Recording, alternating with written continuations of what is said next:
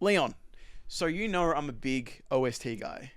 Yes. Yeah. Yes. And so on the way home from work today, even though it's not released here in Australia, the JJK Season 3 album is something I listen to quite a bit. And one of the songs that came up was the opening. And listen to that. I'm like, yeah, banger. And I get into because I share a car park garage and everything. And I'm there for a moment just collecting my things. And someone who lives in my apartment complex also came home. And he's probably the only person that's close to my age bracket. He came in his Lexus and he's parked. And I'm hearing... I'm like, that has to be... I'm not crazy, right? As I get out of the car and we get in the elevator, he opens the door for me. Oh, thank you, mate. We stand there and I'm just like, there's no chance that you were listening to the opening to JJK Season 3, were you? And he grins and he goes, yeah, it was. It's a banger. I'm like, hell yeah, dude. Yeah, new episode this Friday. And he goes, yeah, I'm so excited. And I'm like, I have lived with this guy for 3 years, barely spoken to him because, like, we both are awkward guys. Yeah. My only things I know about him is when in like the first like couple months, he invited like 5 or 6 friends and they were carrying Catan. Oh. And I was like on my balcony and I'm like, oh, they're carrying Catan. This guy's kind of cool, yeah. He's my speed. He's my speed. Proceeds not to talk to him for the next year. I said that was like 6 months into being here. It's been 3 years I've lived Bit here. more than a year then. Yep. Other than I think maybe a hello twice. That's it. We leave for work at the same time sometimes and leave still barely anything. But I thought that would just be. Did you two talk anymore other than? I'm on the first fucking floor, so I'm gone. Like, what else do you want from me? Not hey, do you want a cup of tea or something? Do you want to talk about No, JJK you're fucking coming over. Like, what? Oh, that was today. It was today. Oh, that was today. Yeah. Could have got him on the podcast. Hey, this is my neighbour Steve. He's a big fan of JJK. Hey.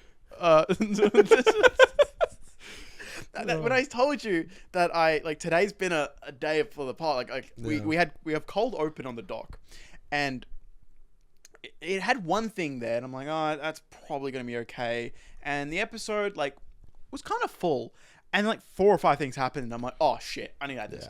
Shit, I need to add this, and this was the one I'm like. There's no way. Yeah. I forget shit all the time, and I gotta write this down. If he's an anime fan, right? Do you reckon he's seen Attack on Titan? And if he's seen Attack on Titan, do you reckon he hasn't spoke to you in all these years because he knows who you are somewhat? There is no shot he think like that. And the part that gets me is he's a JJK fan, and he's our age. Does he read? No, not that does he read. He would have watched Will's content. Oh yeah, true. And I've been in Will's content, and I'm friends with Will. Do you reckon he's watched you without realizing it's you? Well, that's the thing. And so there's a content creator called Mung Animist. He's a friend of the channel. I'm a moderator in his Discord server of 20,000. And there have been moments where, especially when it was just starting, where I would hop into VC, and I like to have my camera on because I like other people to turn on the camera because I like to communicate by actually communicating like this, right? Yeah. When it's just, when it's D&D, when there's no fucking cams on, is rough. Right, you would struggle as a uni professor trying to do a Zoom class. Just met with a screen of letters. I'm not starting this, and the clock doesn't start until you guys have your cams on. Yeah, I ain't doing this. But I was in this VC with 20,000 people, and would have 12 people in there, and there was one person who is been on the moderation team for over a year now. But we would be in there quite often, and he knew me by my name, and he was like, "Oh yeah, Charles, blah blah blah blah," and then I think it comes up that I do YouTube or something like that. Yeah, and he's like, "You do YouTube?" I'm like, "Yeah, I do YouTube," and he goes, "What's your channel name?" Dare to Entertain, and he goes, "Oh, I'm subscribed to you." And I'm like, my camera's on. Yeah, I don't look any different in the video. The same lighting, everything. He's not a VTuber. And then he goes, "No, it's because you grew a stubble." Oh. Shorter than this. This is probably the longest. This is 8 days. Yeah. I never really go over 8 because it starts to itch, and we've been talking about it before the pod. And everyone on the call goes, "What? You don't recognize him because he's got a beard?" "Yeah, that." And I'm like, bro, this... Bro hasn't changed his haircut in 10 years. How is a bit of stubble throwing someone off? Do you know when he started watching me? My content? 2018? You're very fucking close. Oh. This kid is 17 and he's watched me since 2017 when I did the Detroit stream. What? Yeah. Damn. Yeah. That's time. Yeah. Just find him in Mist, like, Discord is so he was one of the most random, active people on that server, became a mod. And so like, we're in mod chat all the time, talking. Yeah. And then he never clocked. Also, if you're in a Discord that I'm in, if you're in our Discord, which you should join, my profile pic is me. And it's me from the Attack on Titan shoot. Yeah. So it's like almost like the definitive caricature of me online that people would know me by. And he just didn't recognize me. I just... There you go. Well, I mean, stranger things have happened, I guess. Okay, Jake Gyllenhaal. To some news that I think... I don't know if you know, because I didn't put it in the group chat. Probably not. And most people don't know anything unless I put it I have there. been on my Patrick lifestyle lately. Yeah. A new anime just got announced. It's the 30th anniversary of an anime that you like. Evangelion. Yeah. I had a feeling. I don't know. I thought there were rumors. Is it true? So they did a 12-minute short Yeah. for Asuka and Shinji. Yeah. And, people are talking about it, and it's like, cool, there's discourse, that's How awesome. have I not seen that? That's crazy. Right? That's not the news. Oh. Because that's been the news for the last, 4 days. Yeah, okay, yeah. Because I had seen a little bit on that, but I didn't know if it was a verified source. This morning, Okay. brand new Evangelion anime series announced, written by Yoko Taro, the writer of Nier Automata, a studio Cloverworks and Kahara production, with directors of Kazuye... Oh, geez, I'm not going to get that. But there's a bunch of people... You can look it up, There's a bunch of... These are big names, right? Yeah. And they're making a brand new... Also, it's the composer of Nier Automata, which Yeah. is a beautiful score. Yeah. And they're making a brand new Evangelion series. There's been a small trailer that dropped, and it's like, oh, sweet. And Have you seen the trailer? I did, yes.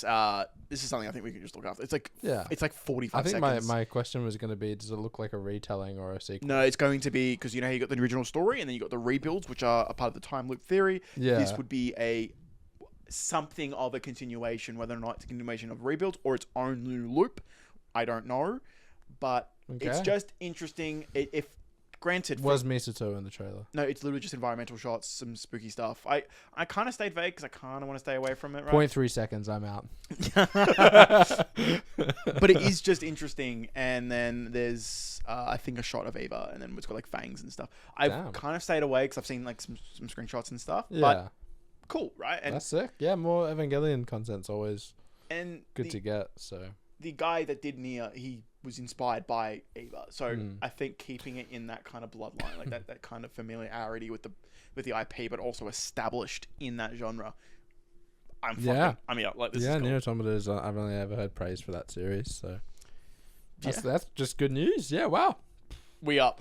We're so up. That's huge. Um, As long as Shinji doesn't do anything inappropriate. Yeah, I can't. Potentially I a can't do that healthier again. writer can. Yeah, please. I don't know the state of mind if he's in therapy, but please. Just someone proofread that shit, please. And don't approve it. If there's anything bad Yeah. again, don't approve it. We Eva fans need a W. Do you reckon the animators who were doing that scene that we're talking about? Do you reckon they voluntarily wanted to do that, or do you reckon it was like, I'm getting paid, this is my job, I have to do it? It's part of the art, right? It is a gruesome scene. It is a bad scene, but it's not like it's out of nowhere. Shinji choked. Well, yeah, it's not out of nowhere, but damn, it would just imagine you're getting ready, you've been announced for the movie, and then you get told what scene. You get the boards. You get You the get- boards. yeah, You're you get. why am I on this? Yeah, one? what the heck? Give me something Oh, else, no, man. Brother. Give me Anything else? Yeah, anything else? Oh, jeez. Now this is one that I think relates to the two of us, because I feel like even as doing this podcast as time goes on, there was a content creator that I like. His name's Tyler C. He's a part of the film guys. I don't think you would know him. You see one. He does good content, right? He just has his own podcast. Yeah, I think it's Film Talk or what is podcast. I might have seen some of his stuff. Him before, and his friends do great shit, right? Mm-hmm. They're just good film commentators. Yeah. Okay. And he does a post on February 22nd. Says, "It seems I chose the wrong 3. Am I missing out on how to make a killing?" Because he said he has time for 3 movies out of the 4. And he watched these 3, which Crime 101, Good Luck, Have Fun, Don't Die, and Wuthering Heights. Which, Wuthering Heights, I heard, is abysmal. One of the worst big budget movies of the last decade. Really? Heard horrible things. It is. Damn. And granted, I was thinking about seeing that too. please don't watch it. Actually don't. If you have such limited time, Yeah. it is a dog. Like I don't really want to go into it because I'm not a fan of it. I'm just going to be preaching what I fucking saw on Twitter. Okay. Every single post I see, I'm like, you're a fucking. This is disgraceful. This is offensive. Like Damn, that bad. Yeah. Like, for example, they turn a SA victim to like be on her hands and knees and like fucking like frothing it or frothing stuff. It's just, it's I don't know. The whole marketing campaign of it being like risque, hardcore, like, you know, for the girls. Saltburn director, right? Like, it's just. You know that clip on like the reaction image where they're like, oh, that's me right now. Like, that makes a lot of sense. Yeah. You should have led with that. I would have been like, oh, okay, yeah, no, don't worry. I'm not I'm not going there. Oh, and by the way, Jacob Elordi's character is meant to be a person of color because the entire thing is about class and racism and everything. And the entire thing is so we got a tall white guy. And they got a tall white guy, and they took all of that out because the author saw the character as a white guy. I don't want to go into it. It's bad, right? Anyway. That's really bad. It's bad. That's really bad. So Tyler does his post where he gives that 2 stars, Good Luck 2.5, Crime 101 2.5. So 5, 5, and a 4. That is not that bad, right? But that's not a good day. When you go to the office and go, fuck, I'm 0 for 3. Like, that's pretty grim. And, you know, he makes a lighthearted post about it. Then a person on Twitter posts, is it controversial to say some people watch movies like they are some high-tier critics instead of actually enjoying themselves? Now, I don't know if you agree with me. I want to hear your take. When you hear that, when you've gone and watched 3 movies and he just happened to just not vibe with these 3 in a row, right? Sometimes you go on bad runs. Yeah. What is your take about, because that's been thrown my way before, but I want to actually hear what you think about the idea of people going to the movies and being a high-tier critic or enjoying movies. People are just going to enjoy movies how they enjoy them, you know? If that bums you out, someone being a critic, damn, bro. Like, why does it... If you're there just enjoying what you're enjoying, why does it matter what other people are thinking? Yeah. At that stage. If you're just there to have a good time, have a good time. Why are you looking online looking, wow, this critic, bro, why can't he just have fun like me? Maybe he is having fun. He just didn't like the movie. Yeah. You can still enjoy a movie even if you think it's dog shit. I've watched plenty of dog shit movies and still had a good time. The Minecraft movie, I had a great time. That movie was awful. I'd never rewatch it. I remember seeing Transformers The Last Night in 2017 with my uncle and my dad. And I remember it was, I think, the 33-minute mark or something where Bumblebee disassembles and they're doing the whole action sequence. And my dad turns to me, he's like, are you okay? Right? Because I had a face, right? I'm very obvious with my face. Yeah, I've seen that. G.I. Joe. Yeah, the same face probably. Right? And I just turned to my dad, you know, and go, the movie hasn't started yet. Which says a lot, right? This is meant to be my movie. I liked the 4th one when no one didn't. I thought, I know it's got bad reviews, I'm going to enjoy it. But I had a great night because we got Macca's after. We got to talk to with my uncle. Yeah, you get to delve into your special and interest. I get to review 1. And so, like, I get to still, like... Still a Transformers night, regardless, you know? Right, and I have this memory of like, June, July of 2017. Like, I might have hated Rise of Skywalker, but did I have fun tearing it apart with all my friends afterwards? Heck yeah. And so, I think my take on this is, I feel... in my tweet, I said this is actually a very problematic take to have, to pose anyone who is able to articulate themselves. He hasn't even shown his review. So he's just shown scores. So he hasn't even articulated himself. He's just shown scores, and we know himself to be a critic who does articulate himself. Yeah. And then the response is that, that is, you know, to be pretentious, to be, you know, like, you're not having the same fun we are, right? Which is really anti-intellectualism. That's really kind of promoting just eat your slop. Just be a consumer, bro. Just consume. Just eat whatever, like. And in an age of Netflix wanting to dumb movies down so you can be on Twitter and just go, this Matt Damon. That's the other side of the conversation is like people who just are entertained easily. I feel like it's a trouble because then you bring up these issues where like theater and such are dying, or dying media forms in general, not just the movies. You know, there's plenty of other media forms that have been dying. Yeah. And be like, hey, could you help out, support, watch this good stuff? And they're like, why would I do that when I could just easily comfort or not even be entertained another way? Like I feel like that's the next step. They're not even letting people who are articulating themselves we're not able to like coexist. Like, hey, if you want to just go watch something and just come out and go 4 stars, and That doesn't bother me. your like, letterboxd is like skewed to the positive. But I was reading the tweets and they were like, oh, I bet his looks like this, and it's like only negative, and it's like, bro didn't like 3 January, February movies. This is the time where you put out your stuff that really isn't competitive, especially in January, right? That's when you put your shitty horror movies. Yeah, your box office, some risky stuff. But it's not very competitive. By the end of Feb, then you got some $150, $200 million movies coming in, right? Yeah.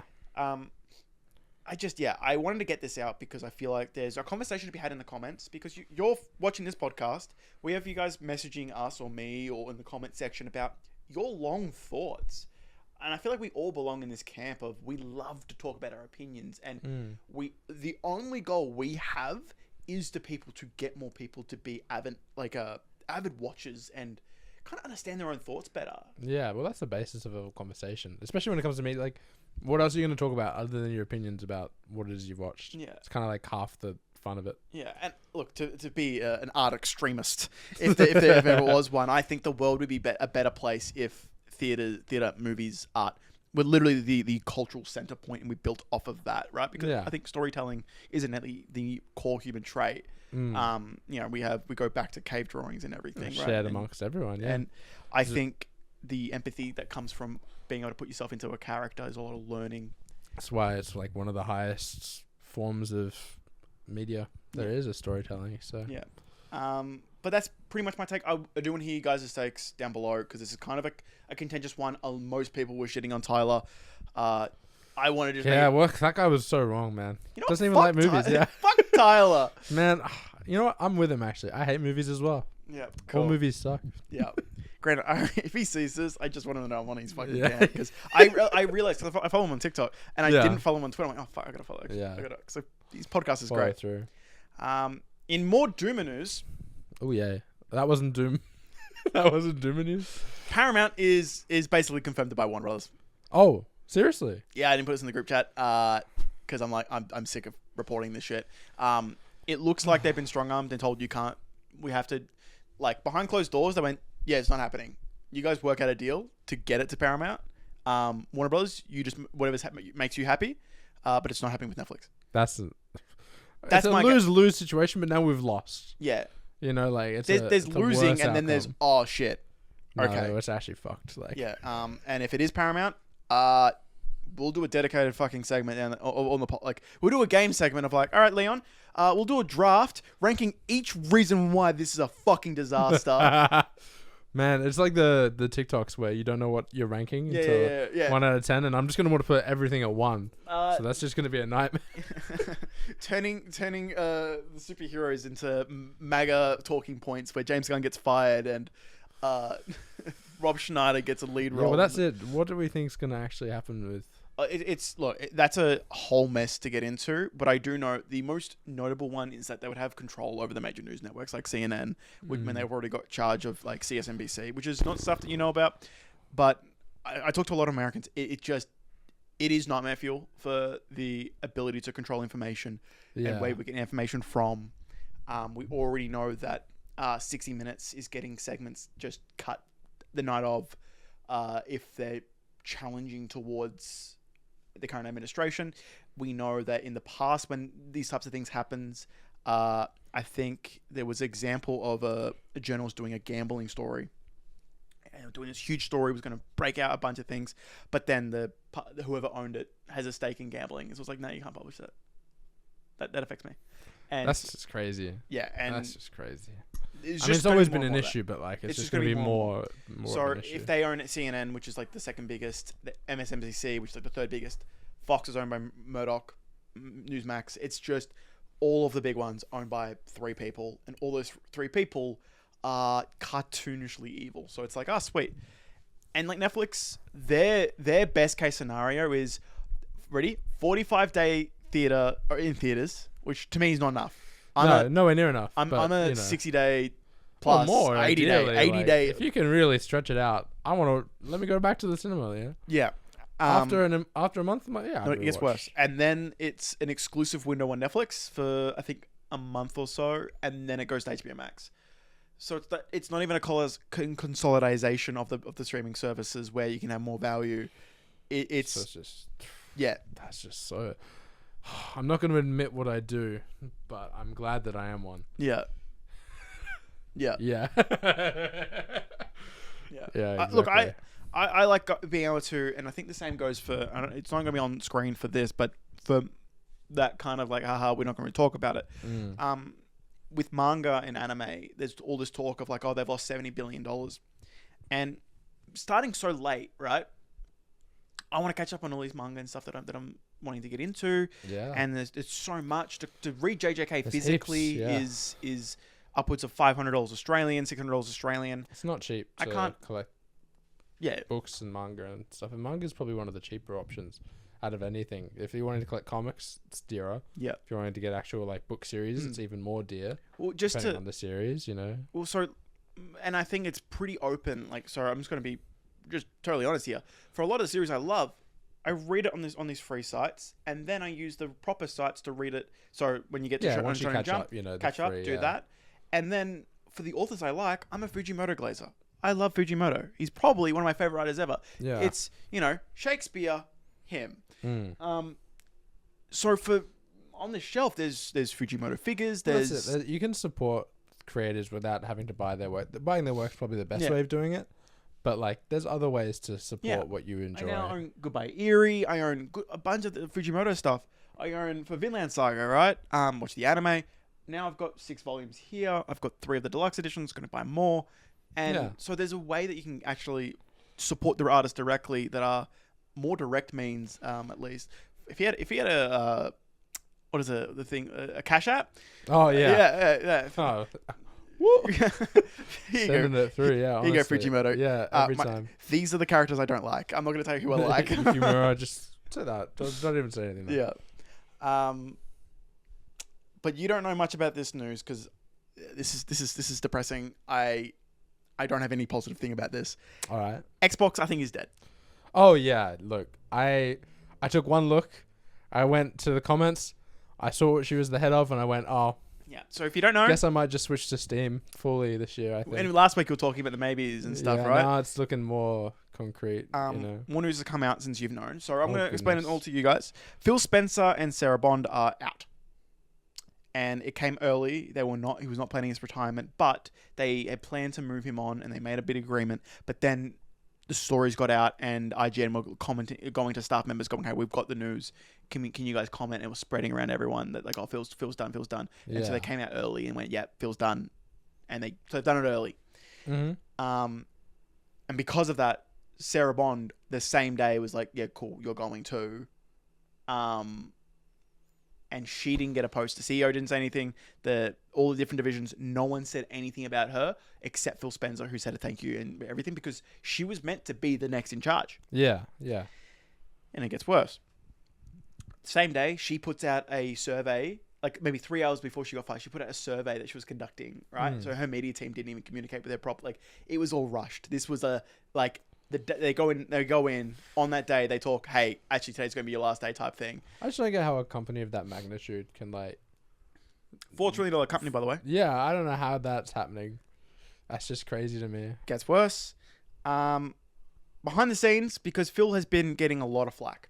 Yeah. Because Xbox has gone in a direction that's been really disheartening. He's been getting flack for a long time, big or small. You know, it changes. But like, I've seen a lot of negative things go Phil's way, and I've seen a lot of positive things go. Every single negative thing Towards Phil. has not been a Phil choice.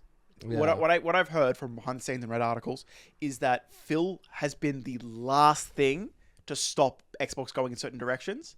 He has stopped major firing waves. Single-handedly, he's gone, no, we're not doing that. So when they've shuttered studios and we're like, Phil, what the fuck? Yeah. Phil, personally, So he's just taking it what the all on fuck? the chin and being. And he's like, he soldiered on, you know. yeah, because he'll go to a studio and go like, oh, I want to go to the end with you guys, and then Yeah. then 8 months later he's had to shut them down, right?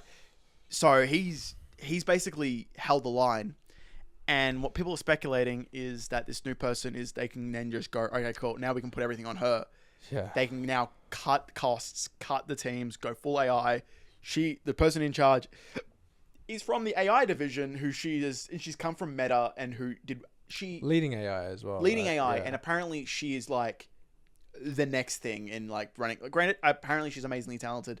This is her thing in running companies and efficiency and all that kind of stuff. Look, if she's good at her job, fair enough. I just don't agree with the job. I just don't give a shit. You're now touching the thing I like. Yeah. You're holding Halo's like fucking lifeline here. Just it's when already dead. I'm hearing all this good news from like, oh, Halo's this. Oh, they're finally finding rhythm. I'm like, yeah. And then you come in and just fuck it. I don't even need it. Like, just. It's just hard to imagine like Xbox with that feel.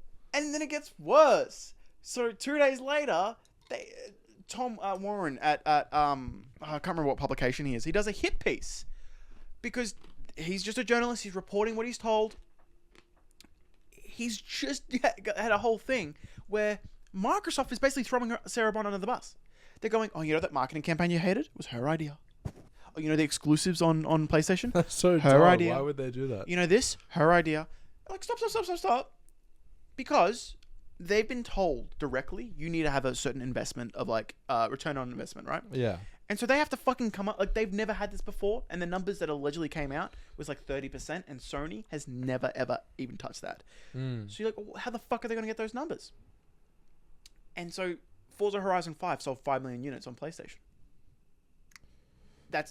I don't want it on PlayStation for I want it. If we're gonna have exclusives, then keep it an exclusive. But in the ideal world, no such thing exists. But that's dream thinking, you know. Yeah, it's more so about the delivery of messaging because it just, and that's a whole can of worms.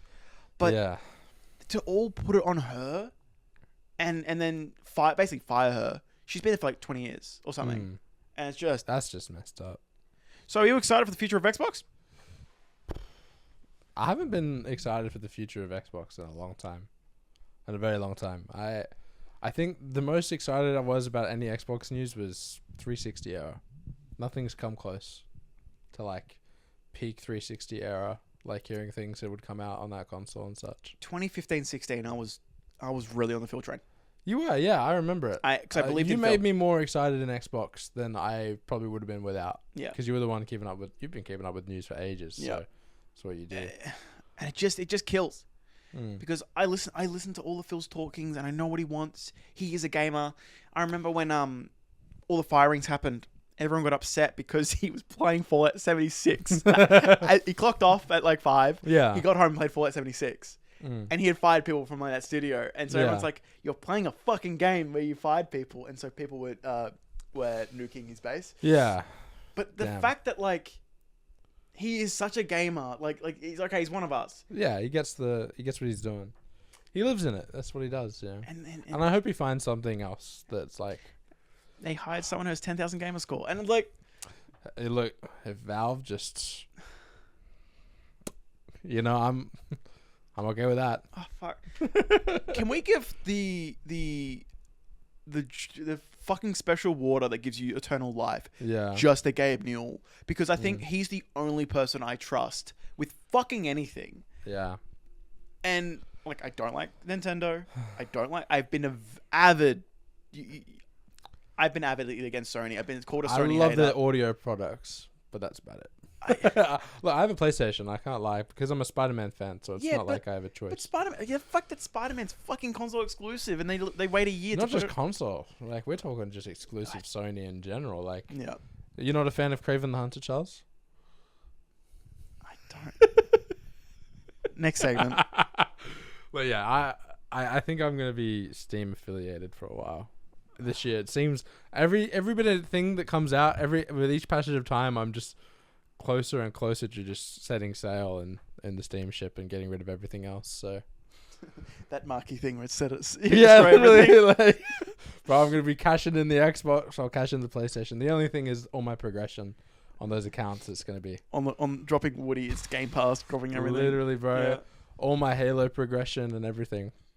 Apparently, one of the things that I think was Sarah Bond's idea was to bundle in, like, and I know it's not going to affect you, but when they were doing the price hike, that she was wanting to chuck in all this extra stuff. Like, hey, if we're going to raise the price, fucking add stuff, and like a World of Warcraft subscription, add in all these other like things, all the other games, and like, makes sense. Makes sense if you're going to double the price. At least make it like more incentive to stay on it, you know, because Yeah. otherwise people are just going to jump ship. And I don't think they realize it. Like, and I want to move on to the next thing, right? But Yeah, sorry.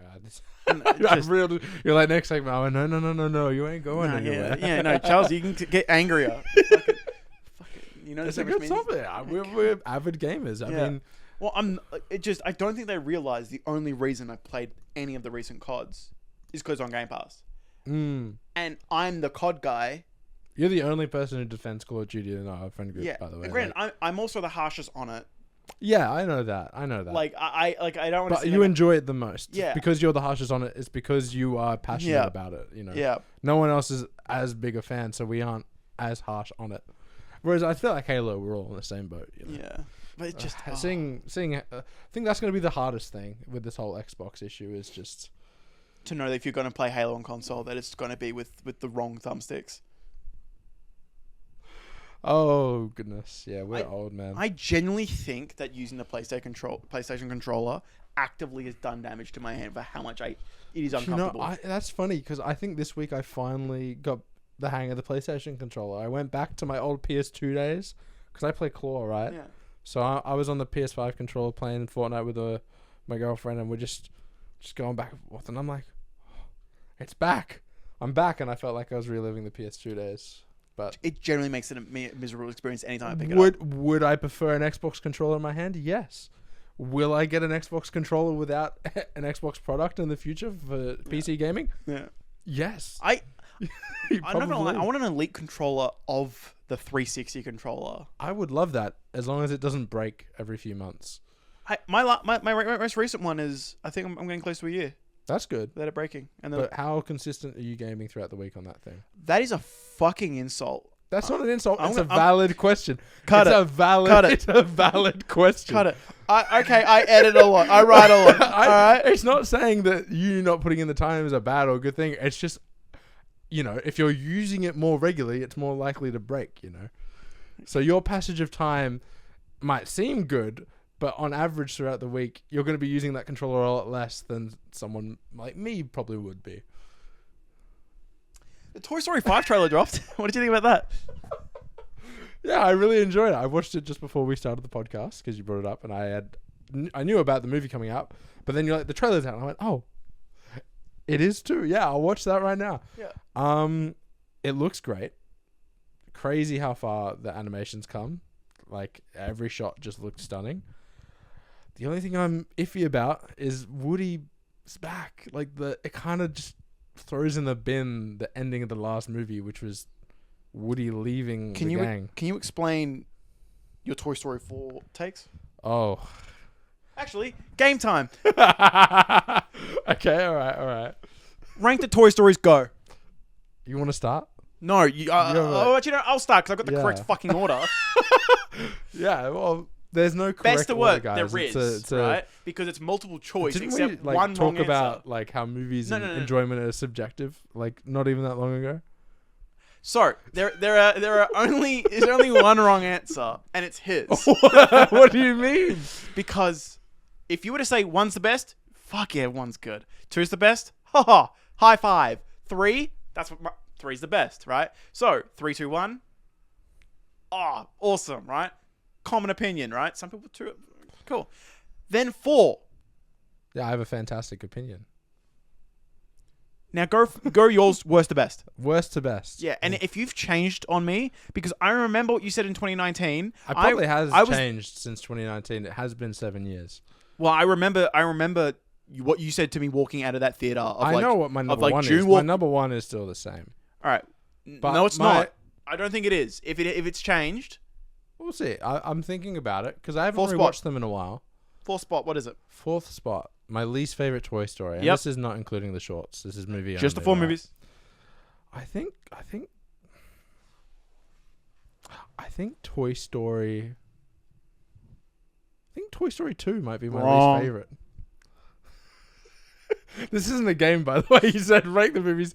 I said you go. All right, I'll go. I have the correct thing. Didn't say your ranking. I did. 3, 2, 1, 4. Oh, okay, fair enough. Very clear. 3, 2, 1. It's that simple. I thought you were counting down. I thought 4 was number 1. I thought you were based. No, 3, 2, 1. And then you got a little cat. Yeah, look. 4. I'd say 2 or 1 are probably my least favorite. When I say least favorite, they're all Kino, right? They're all amazing movies. Like, it's not a big margin, right? They're all relative. Incredibles 2. That's a bigger margin. The Toy Story franchise is more tight. I'm just saying. Like, and I like Incredibles 2 as well. I'm an avid defender. Yeah. Why do you think I used that example? It's a good movie. It's just Incredibles might be one of the best superhero movies ever made. It is a Mount Rushmore, Pixar movie, along with the 3 other Toy Story movies. Which is another conversation I want to have on a podcast later, because you're disgusting. Not just Pixar, but I want to. There's some DreamWorks takes I want to throw into the mix eventually as well. Yeah, I'd be happy to explore that, because there's some DreamWorks. There's got to be a DreamWorks movie coming out this year. We'll talk. That's it, right? But Toy Story ranking, I've got number 1 at 4. I've got next up is probably 3. You fuck! What the? This is the probably 3. I rewatched 3 not that long ago. I like 3, and then probably 1 or 2 are interchangeable at the last. 3's just it's good. But 4 is just. I have never felt my heart ripped out more in Toy Story than in 4, and 3 was close. But you've got it at 3 though. So wait, so in last place, 4th 1 is number 1, 3 is number 2, and then the last 2 are 1 or 2.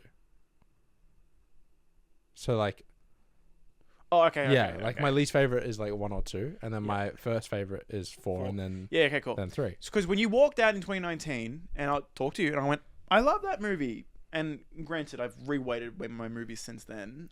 So that 4.5's gone down to a 4. Same opinion, but it's just the value of it has changed. So basically the exact same opinion. 8 out of 10 movie, or like, red 4.5. Like, great movie, right? Yeah. You came out and said, that's one of the best anime movies I've ever seen. I have no notes. That is generally, like, if there is a perfect animated movie, that is it. Like, and I remember looking you in 2019 going, the fuck? What the fuck? I really enjoyed it. I got to rewatch them because it's been a few years since I think I've watched any of the Toy Story movies.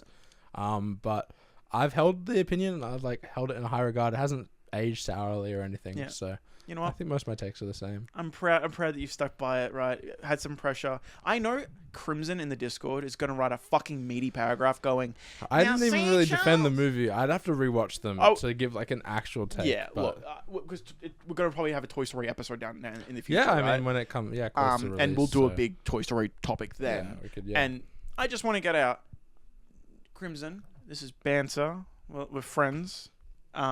So just they're all like 9 out of 10s. Yeah, like they're not. That's I'm not putting one at 3 or 2 or 4. It's just I've got I think 10, 10, 9, 8 or something like that, right? Yeah. Like, they're all great films. So, which is why the new Toy Story that we've barely mentioned, by the way, looks really good. But yeah, my biggest issue is 4 might not be my favorite anymore because Woody and Buzz are back together in. Looks like the first act of the movie. Yep. It doesn't even look like Woody's going to come in that late, from what I can tell from the trailer. I'm guessing, 15 minutes in, 20 minutes in. He might even have the opening scene too. To kind of set up. Yep. And that just robs everything of the 4th movie and having to move on and like. Well, the next question I got is, does it hit a bill? Because Toy Story 3 hit one, I think it was 1 point. It's got to, right? It's got to. Movies are less likely to hit $1 billion now, but Lilo and Stitch made a bill. Moana, Inside Out. Toy Story, as it's gotten older, has only grown bigger, and it was because we're there. Yeah, right. All the parents of our generation are there easily, right? Yeah. Our generation are adults, and a good chunk of our generation probably has kids. Yeah. Those kids have watched the movie since, so you've got 3 generations that will most likely be there on rip, and I see it. I see it being one of the biggest movies of the year, honestly. Next to, Doomsday. Maybe a bit below. Okay. I don't think Dune's got to be a top 5 movie of the year. Is it in box office? Probably not, but I want it to be. Yeah, I want the movie to hit bill. I don't think that movie makes over 700 mil. Yeah, we'll see. I hope it makes waves. I really do. But okay, so you're a yes for over bill? Yeah, I think I am. Yeah, I think it's gonna get there. I'm gonna join you in that. We're gonna say yes, but we'll come back to this. Yeah. Because we will know. It's a hard yes, but like... Yeah, I'm thinking like 1.085. I think that's the number I'm going to go, right? Like if it's a win ratio, I'm saying 55-45. Like... Yeah, cool. Which, It's not- granted, the Toy Story 3 and 4, I think, held an extra week or two just so it could get that. And they only just scratched in. But a TV show you watched just ended. Yes. Oh my goodness. And I've been a bad friend. And No, it's okay. No, it's all right. You're sitting on a gold mine, and you're going to have the privilege of being able to binge it all. Yeah. Which I am jealous of, because having to wait every week was agony. Is that the only criticism you have? Is I had to wait every week. I had to these wait 30-minute every episodes? week. It was awful, man. It was awful, because the ending really makes you. I need the next one. I need it, and I probably will rewatch it sometime this year. Yeah. But I think it's my favorite product out of all the live action Game of Thrones. like Game of Thrones lore. I think it's better than any season of Game of Thrones. I think it's better than House of Dragons. And I really in these like 8 House of episodes. Dragons. Yeah. These 30-minute 8. It's so tight. Everything they said was 9 like to maybe a 10.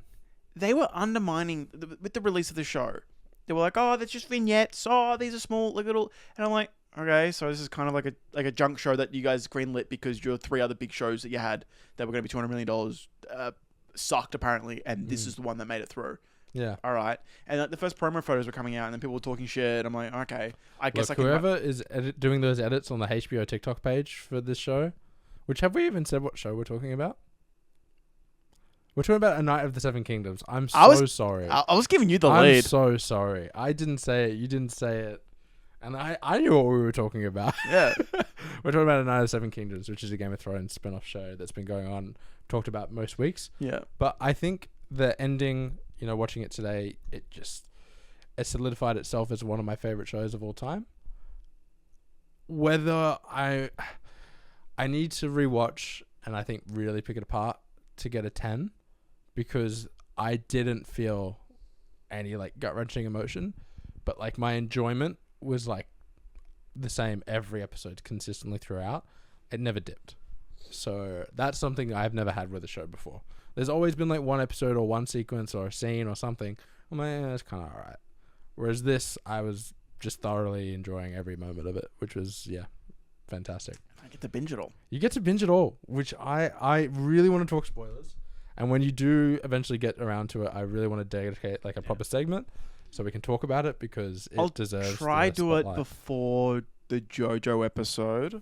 Yes, that would be good. Which is late March. Yes. But if you don't get it, I'm not gonna hold you to it. But if you can, he's gonna belt me off camera as soon as. I don't even have a belt on. What are we on about? You know where I keep mine. I'll find out. Yeah. Runs to my room. Charles, can I borrow this? But another thing I wanted to talk about was I'd been talking to my roommate, and I might have mentioned it to you, is that after really enjoying House of Dragons and now really, really enjoying A Night of the Seven Kingdoms, and I'm a Elden Ring glazer. It's my favorite game, right? George R. R. Martin, I haven't picked up any of his books. Yeah, you've been mentioning it because it's a couple times on the podcast you've brought it up. Yeah. I think I'm just there's all these books there, there's this side material, and I haven't touched it. And I think once I start, I might go down a really bad rabbit hole of just reading through all of his work, because everything I've seen that's been like adapted properly from what he's done, I've loved. Yeah. So my only issues is always when it's been misadapted. Mm. And even though you've loved this show, there are parts that are not from the book. So exactly. So like I think in episode 4 or 5 there's a scene that's that was it. cut. It's a good adaptation that's made me want to go back and watch some older stuff, which if it's ringing any bells to you, I imagine it probably would, because your most recent video was about a similar topic. Yeah. Yeah. Yeah. So, on Dead Spencer Charles. That thing bobbed. For now, as Adam Warlock says, born again. There's a chance. There's a hope. Well, this podcast getting about 800K. Can a couple of you go to the main channel and just watch it, please? If I just add a couple more zeros, if we hit 80 views, then I think it'll help out. But no, honestly, it was a good video, and it sucks that it did bomb, because it was great. But it made me really want to talk to you about adaptations and cross media, because you specifically were talking comics and manga in the video, but cross media is a thing that's been happening for a long time. We've had like tie-in video games for movies and stuff, especially like in the early 2000s. That was our gen. You remember, the Harry Potter games, the Ben 10 game, release movie. There was a game, Toy Story games, the Cars game. Yeah, and we'd get TV shows or comics or just like a bunch of media that would roll out around a given thing that's marketed. And I think nowadays cross media is like really lost its footing. We don't get those games.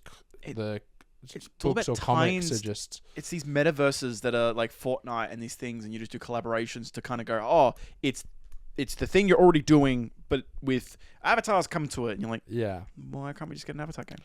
Yeah, literally. Yeah.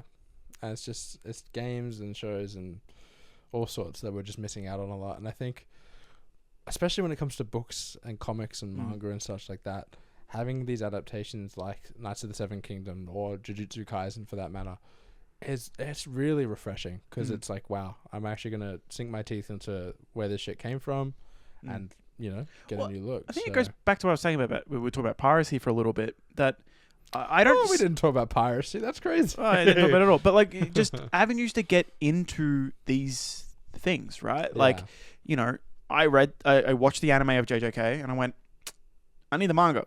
I'm going to go to the manga. Chainsaw Man. I need the manga. I finished Naruto, the anime. I went, I need the manga. So I went to the manga. And I, in that video I made, which is, again, on the main channel, Dare to Entertain, it talked about people who played the Spider-Man 2 video game. And you're a great case study. So, Leon, you played the Amazing Spider-Man 2...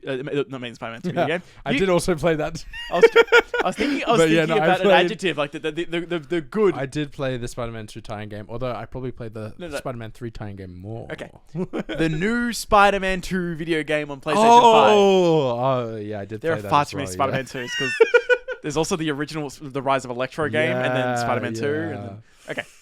Marvel, like PS5. Yes, the most recent Spider-Man you game. Played it. Yes. What did you think of the Donny Cates run of Venom? Have you read it? I haven't. Right. So, I haven't. That game... Although I have seen a lot of... Right. I'm aware of it. Well, you played Spider-Man 2. They copied half of it, right? Well, yeah. And so I, being a big Spider-Man fan, thankfully, I already knew. But, I still haven't gone and read the original source 10 million material. people bought that game, but how many, cross-sale... it doesn't... I feel... And this is, rehashing some points. It just... Yeah. You funnel into Spider-Man 2, and then you go back to fucking Fortnite. Yep. And so... and you missed the Spider-Man skin because it was in the freaking Battle Pass. Right. Sorry. But it's just a conversation about, you're talking about... You just watched this TV show, and you're like, this is so good. I'm going to go to the source and fucking huff some of it. Yeah. And you go there, and you're like, oh, I'm going to read all these books, and there's 15, 20 books. You're like, oh, I have 30, 40 years of this man's... I forgot the word for his filmography, audio. What is it? Bookography or whatever it is. It's just his content, right? His all of his shit, and you're like, oh my god, modern Shakespeare. This is fucking great. This is fantastic, yeah. Right? Comics doesn't have that, and there's a whole other thing, and it pisses me off so much that James Gunn can do it, and then no one else can. It's like, okay, well, that's it, right? How good is this Absolute run that we're getting right now? It's so accessible. Yeah, it's so and the easy to follow. Just do more shit like that. Hard covers, please. I'm so over paperbacks. I can't. Would you say that this is because it's in manga form, right?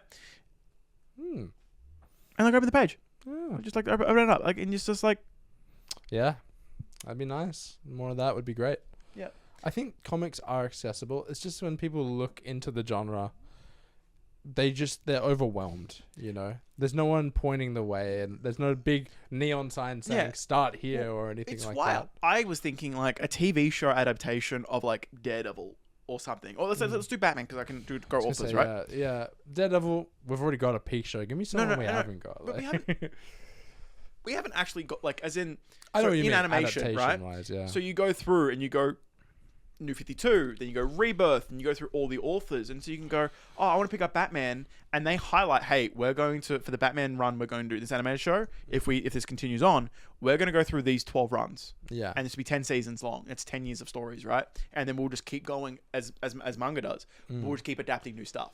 Yeah. And then you can go, oh, I can follow the TV show guide, and because I know all these apps have reading guides, but you also got to go out of your way to find them. And the not apps a clear, easy one to choose. There's not the Marvel app has oh, if you want to read Fantastic Four, here's these 4 runs that you read. But in my head, it's I don't know, it's still adverse. Yeah, and then I think what the other thing is when I think about DC animated products as of late, yeah, and how bad they've been struggling. it makes me think about, again, what you're saying is why not adapt? Because animation is the closest you can probably get to a comic media on the screen, right? Instead of live action, you could have these adaptations in animation form because you've already got the work there, you know, and then you can add the source on later. Yeah, which is for the Daredevil thing, right? Because I'm not sure that it was citing back to the video where I was wanting it like from Frank Miller onwards, and you would change the art style and direction to the comic that it's doing. Yeah, and so you can have like, because anytime we do an adaptation in animation, you just go, oh yeah, we'll do the story, but I know Batman Long Halloween has a distinctive art style, but we're not doing it. We're going to do our film style of the Tomorrowverse. Like, oh, thanks. What are we doing? What are we Thank doing? you. You can literally adapt the page. Yeah. And you choose not to. It's hurtful. Yeah. But you've recently just went back and watched the Knives Out movies. Yeah. Well, Rian Johnson, you know, pretty cool guy. Pretty controversial in some communities, but... Don't know what you're talking about. Yeah. But Wake Up Dead Man. Wake Up Dead Man. I've been wanting to talk about Wake Up Dead Man for the longest time. Yeah. Yeah, I can understand why. It's very good. What do you think? I really enjoyed it. I did have to break it up, so I watched like the first 2 acts and then I had to put it down and then I came back. Yeah. Which I think hurt my like watching experience. Especially for a whodunit, man. Yeah, it did hurt a bit. I've still thoroughly enjoyed it, but it'd been so long since I rewatched the first one. And so I got my girlfriend into it after watching Wake Up Dead Man because I really enjoyed it. And I went and put on the first one to see if I liked it as much. And I got to say, whatever he was cooking initially, like with the whodunit in the first one, I much enjoy. But wow, the third one just looks way better. Like from set choice to like shot type to sequence of the scene. And it was really night and day, I felt like. I don't know if, you know, how much Rian Johnson had to do with the way the movie looked. You know, I imagine a decent a lot of it was him. So, you know, so for the third one, like, the big key thing is like things like he had cellophane on the camera, like, and it would move to like shape and do storytelling and the lighting, and it was a noticeable like upgrade in this movie. It really felt distinct in its visual flair, and I just think that it was just as a movie, it was just good. It's just a banging movie. My only issue is that I didn't enjoy the cast of characters. I don't think anyone did. Like, it's almost like they're serviceable, but then you have the best, like the relationship between him and Judd. Yeah, Father Judd was great. If it wasn't for Father Judd, but I think it's the point. Yeah, and I get that, but like, I think you can have both. I know you can definitely have both, because rewatching the first one, I went, wow. Yeah. Now this is a cast. I know. Now this is how you have an ensemble, because everyone was just engaging. But like Judd, like holy shit, dude! That whole, like, in spoilers for the movie, when he's giving the whole speech where he, like, because obviously in the second act you have to have the bit where you think everything's over, and he comes in and he goes, "I'm done," and he professes that I'm a priest, I have to help these people, and I'm playing the game, and he's just fucking pleading. He's so conflicted throughout the film, which is great. But yeah, he's just the internal battle. Yeah, it was great. 4 out of 5 for me. What were you? I think I was a 3 or a 3.5. Okay. Only because, as much as I enjoyed the way the movie looked and stuff, I thought, in terms of the whodunit, like the actual what the movie's like setting out to do, it was all right. Yeah. Like, it wasn't anything crazy. I think the impossible like mystery to solve kind of was like, okay, yeah, like I get it. The theatrics of it and such, and like, you know, having the religious tie-in, and then you can have the fake outs and whatnot. I got all of it. I just don't know if I was as engaged with it as I was even Glass Onion, honestly. Yeah, no, but you were not a Glass Onion fan. I'm not a Glass Onion fan. I love Glass Onion. And I think it's like relative to Glass Onion in that regard, but I enjoyed it a lot more still. I'm obviously first one, number 1, right? Yeah. I'm 4.5, and then 4 for this one, and then Glass Onion, I think I'm at 4, low 4, like so it's underneath, so it goes 1, 3, 2, and that's a solid trilogy. I think it's banging. You won't be disappointed watching those. It was funny going back and watching the first one, seeing Daniel Craig and Ana de Armas play such different like roles than James Bond. yeah, right. I was like, you guys come back together again in a few years to do like one of my favorite, if not actually, it probably is my favorite James Bond movie actually. So, just crazy. But I watched 28 Years Later, The Bone Temple. You did, yes. And I genuinely enjoyed it. It was a fun time. It was. I know nothing about the franchise. So I haven't dip my toes in it all. So I know that like Cillian Murphy's in the first one, mm-hmm.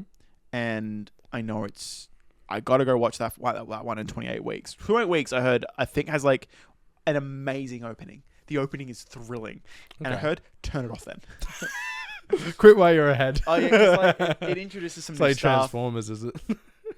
Whoa. You know what I mean. No, I you know what don't mean. know what you mean. What do you mean? The animated movie, way Oh. back. Come on now. The first actor's banging. And Yeah. then, But I was like, come turn on, off I thought after you'd the get opening. what I mean. No, I'm like, I took a shot. I'm like, what the fuck? Well, there's not really any other good Transformers movies. So I know it's you like- don't mean that. I've seen your letterbox. You keep doing this shit. Unprompted. Shitty rage bait. Try harder. But, so yeah, I know elements of it. I've listened to the score. What's his name? John. Is it John Murphy who did the score to Superman? Did the original? Oh, okay. And so like some of the music's very iconic. Yeah. Then you get to 28 years later last year, and I really like the first half of like the survival aspect of it, but it goes in certain directions, and I'm like, ugh. So it's about three stars out of 5 for me. Like, Still a good movie then, yeah. It's a good movie, right? And the ending, I'm here with the ending, and the ending was pretty controversial last year. Now, they got a new director to come in. I think it's Nia DaCosta who did The Marvels, who did I think she did Hedda with Tessa Thompson, who plays Valkyrie. I think she did Hedda, and that got like 100% Rotten Tomatoes. It looks amazing.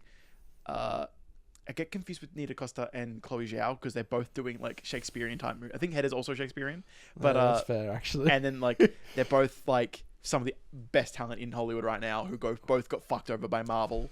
Like they're two movies. It's like, First time. yeah, it's like, oh wow, female director comes in. Granted, also, the other female directed MCU movies got fucked over by Studio Metal. This is a weird theme. Anyway, I wonder what the common denominator is. this movie was, I don't know, it was really a tough watch for some because of the gore. It was genuinely like a juxtaposition between some of the worst of humanity and the best, and those two natures kind of coming at each other. And the story went in directions that I'm like, I had no idea this was where it was going. Because like it takes place because again, a year later it's come out, but the movie takes place like moments later, right? And just watching, I'm like, oh fuck, you're going here, yeah, all right, that's really interesting. And then you get to the end, and you're like, and specifically what they do at the ending, I'm like, what a stinger! That was fucking. That's put me in a good mood. It's a work night. It's 12:30, but he's buzzing. I'm buzzing. Yeah. Like holy shit, I have to go to work okay. tomorrow. It's just. And that's what films are for as well. That's what films are for. Yeah. And like, look, there's a lot of parts of it. I'm like, yeah, it wasn't fully my vibe, but I'm just happy that I went 2 hours. Yeah, I've got 2 hours, and I put it towards this, and it is what films are for. It's just this experience. I think this would have been pretty nice in the theater, but I just didn't have time. And that's the trouble, yeah. And the other things I watched, I am nearly done Twin Peaks season 1. Wow, that was not fast. Long. It's 8 episodes long. But they're 45-minute episodes, and I've been trying to balance it in between doing the anime and then have barely been home and all that kind of stuff. Yeah, of course. Busy adult life. I'm sure people get it. But I'm watching it, and I just think that the main detective, it's the same thoughts every week. I fucking think he's really cool. I think he just keeps going, gets coffee, and there's slight developments. The overall like show as a whole, like I'm in the 6 to 7 range, so it's not even like that high. And I hear season 2's fucking unbearable, but it's also 20 episodes. So I'm like, oh. Ooh. But I just want to get to The Return, which is meant to be one of the most contentious TV shows ever. So you just want to join the conversation is what I'm kind of hearing, yeah. Because I'm like, I talked to my friend Christian, and he's like, season 1, I love. Season 2, part of it's good, and then David Lynch leaves, and then it's shit. It's bad, and then he comes back, and it's good. Like the whole thing's the mystery of the killer, and the intention was to never reveal the killer, and then the studio went, reveal the killer, and so when he leaves, they reveal the killer, and kind of thing, right? Damn, okay. But then there's a movie that you got to watch, and then The Return. I'm literally just watching so I can watch The Return because people love it, people hate it, and it's like, it makes no sense. It ruins it. It's 30 years later and nothing fucking happens. I know you just want to join that discussion. You're I just want to. You see a packed pool, you gotta think you're jumping pool, and you're like, fuck, it'd be funny if I cannonball right now. Yeah. Right? Everyone's there. They got their fucking drinks and food. Fucking, I'm just gonna jump in. That's the type of mood that I want, and I just want to be there. But fuck, I gotta get through season 2. So that's my current thoughts. Yeah. Damn.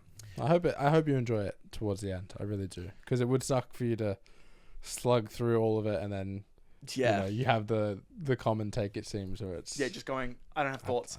That is the worst thing, to watch something and go, I don't have a take. Yeah. That's it. I don't have anything Especially to say. if you're gonna put that much commitment towards it. So For something, yeah, I hope it works out. yeah, but look, it's David Lynch, right? And I think having David Lynch under your belt as someone that loves, always, it's never a bad thing to put anything under your belt when it comes to that sort of stuff. I don't want to call it homework, because it's not homework, but it's more so like a to-do list. Like, this is something I want to do. You're building your personal catalog. Yeah, like, cool. I can tick this off. Cool. I've watched this. You're more informed. I want to go to Mulholland Drive. I want to go to some of the things that he did in the 90s. Especially if we're on the internet talking about movies and shows, it helps having more things under your belt. And considering so much pulls from it, like, even like JoJo Part 4 doesn't exactly pull from it, but Araki loved it, and Part 4 came slightly after, so there's some parts, maybe as time goes on, that helped inform him, so then I can better understand Araki as an artist, and, anything that kind of derives from it, and I can then draw links and go, like you said, it's David Lynch, so there's plenty there, I'm sure, where artists have... What's the gem alert reaction? Right. And like, even myself, like, even if I don't necessarily go, oh, this is my favorite show of all time, it goes to inspire Alan Wake, and if I ever go near Alan Wake or Silent Hill or anything, I can go like, oh yeah, this is cool. It's not a situation where, like, man who's only watched Boss Baby when watching Boss Baby 2, getting real Boss Baby vibes from this. Right, yeah. There's something boss about this Boss Baby, man. Yeah. But what's going on? There's a situation that I don't know anything about, and you do. Yeah. Oh man, it has been flooding my TikTok FYP, and now it's made its way onto my other social media platforms. Yeah. And that's Skyline Hero. Yeah. This guy's taken over, like, everything. I'll go through phases. Yeah. On a lot of my social media pages. I miss my Hope Core, but now this is like revived in the best way. This guy is set up in New Mexico. Yep, Albuquerque. Yeah, Breaking Bad. Yep. And he's a person who dresses up as a superhero, and he gives back to the homeless. So he'll give out food and clothes, medical help, and he's just an overall genuine hero. He works and then does this, and that's what he does. Living absolute Batman. Yeah, and he was like, I've been getting edits of his story. I've read news articles at work. He's just really inspired me to be like a better person in ways that like Hope Core videos do. But like, it's just so nice to see. He's real. He's real. He's a real person. Yeah, this isn't just Thorpe. This is so a real guy who was, I don't know his whole story. I've only been keeping up for the last week, reading up on him. But he was on the streets for a while as a kid, and then found his way up, and now he gives back to the community, and it's just. There's one edit that kills me. I'll show it to you after the podcast, where it's like, my parents said they'd be back in 2 weeks, and now I'm 27. So, and it just, I was like, oh, and I wanted to point him out because it's just, we need more people like that in the world. And he's doing collabs with all these other people who do similar things in the area and stuff. And it's just a delight to see when every bit of news I see coming out of the States is negative. To see stuff like this, especially in the last week. Like, in the last week, it's just been, stuff with the Middle East, and it's just like, okay, it's just good to see good still like being done. And it's just, and hopefully it spreads, right? And you start to see. Well, that's it. Yeah, he's really boomed. Like, he's exploded. He's recent. It's 2026. This year, and he's just found traction, and like people are doing fan art. I was even thinking about doing some fan art, but I don't have the time to do my own art. So, and it's just, it's a delight to see, and I think more people should look into him and support him. Yeah. So when you first brought that up, I immediately went, oh, that reminds me how, for some reason, every time there's a Himmel cosplayer, like recently in Vietnam, there was a Himmel cosplayer walking through a shopping center, and a fight broke out, and he put it at himself. And there was recently, like, I think last year, there was someone getting mugged, and then he came in and stopped, and he's like, yo, why'd you do that? He goes, that's what Himmel would have done. And look who I am, bro. Like, I'm embodying the hero. And it's not just, Hope Core. It's, someone had to. And it kind of links back to what we talked about a bit earlier on the podcast about storytelling and media in general, and how influential that is on humans, and like how like it really strikes us to our core. And having these symbols of hope that are fictional, you know, be heroes. Because Skyline Hero, like I'm talking about, very inspired by Spider-Man, right? Yep. Not real. But it's spawned these people who are real, who's doing good deeds like these heroes. And like, it's why I think when people say, oh, they're just fictional, like they have no influence and stuff, it just drives me nuts. Because I'm like, what are we actually talking about? Like, and it makes me think about, like, it really is just that easy when we talk about the issues. And granted, when we talked about doing this podcast and initially in our conversations about pitching it, we were talking about how this is a place that we want to talk politics if it comes up, if we want to talk about the real world. This isn't, you know... They go hand in hand. Like, you can't have these art forms, which are movie and TV show or whatever we talk about on the podcast, not be either, you know, influential in the real world or directed from or like contrived from past. And like, it's all human at the end of the day, right? As much as this is to be an escape and everything, there's a certain part, and I've had even friends talk about this, it was like, oh, you know, so much of it is negative, but I feel like if you just let those types of bad, you know, those types of podcasts that take up so much of the space, if you only let them control the conversation, it just spells for bad news. Yeah. And so when we have these real life general heroes, and it makes you wonder, like, it really is that easy to make a difference in someone's life, whether it be Spider-Man or Thorfinn, or, you know, when we talk about the legislation and stuff that actively hurts these people, it can just be that easy to feed, house, and help innocent people who are just out on their luck. Yeah. And if it takes someone who had to experience that as a child, which is the rate of child homelessness is actually insane. I think it's just such a beautiful story where there's actually is no negative. Yeah. And just more of it. I hope my feed continues to get more of it, and if it does, then I want to bring it up, because like you said, for that exact reason, even though our voice might be tiny now, it's still a voice on the internet, and any positivity we can share, I think, goes a long way. The people that, you know, that do watch this, that they, you know, then go spread it to other people and stuff, and maybe there's more copycats. One share goes a long way. So, but you've been trying to find time in March. Yeah, well, that's the other thing, right? It's tricky. I brought it up before about wanting to do fan art for Skyline Hero, and I made an art page on Instagram and even on TikTok, but I haven't posted on TikTok because I got a drawing tablet. I was really getting into drawing late into the year, and I think I'd really picked up an act for it where I was able to start doing my own sketches, and I didn't have to trace anymore. I was able to like actually do my own work. We're now nearly in March, and I've only had one post. So it's been a real reflection for me, creatively, because I'm like, there's a lot of creative outlets I like to do, you know, hobby wise, especially, whether it be Dungeons and Dragons, the podcast, watching movies, TV shows, playing games, even things that like aren't directly shown. I feel like there's a lot of creativity to be had in like how you go about your day as well, you know, whether it's like sketches or writing a journal or whatever it be. There's ways to be creative without sharing as well. And I think, like, because I have so many different interests, I find it hard to like pin down one that I can stay committed to. So it's something I'm bringing to voice and on light, because I know I go back and watch this, but I know I want to do more art going forward. So, and I think it's just a fun conversation to have, because, you know, yourself, very artistic, very art driven, you know, work very hard on like consuming it, talking about it. And like you said before, you want to dive into a pool. If you're seeing all these people talk about it, you're like, I need to join in, right? And I think it's really important to like, you know, be aware of how hard and committed it is, especially in an age where AI is so prevalent. To, you know, to remember that like being artistic doesn't matter how talented you are or whatever it is. It's all just about putting in the time and the effort and such. And yeah, I'm someone who preaches, you know, doing that.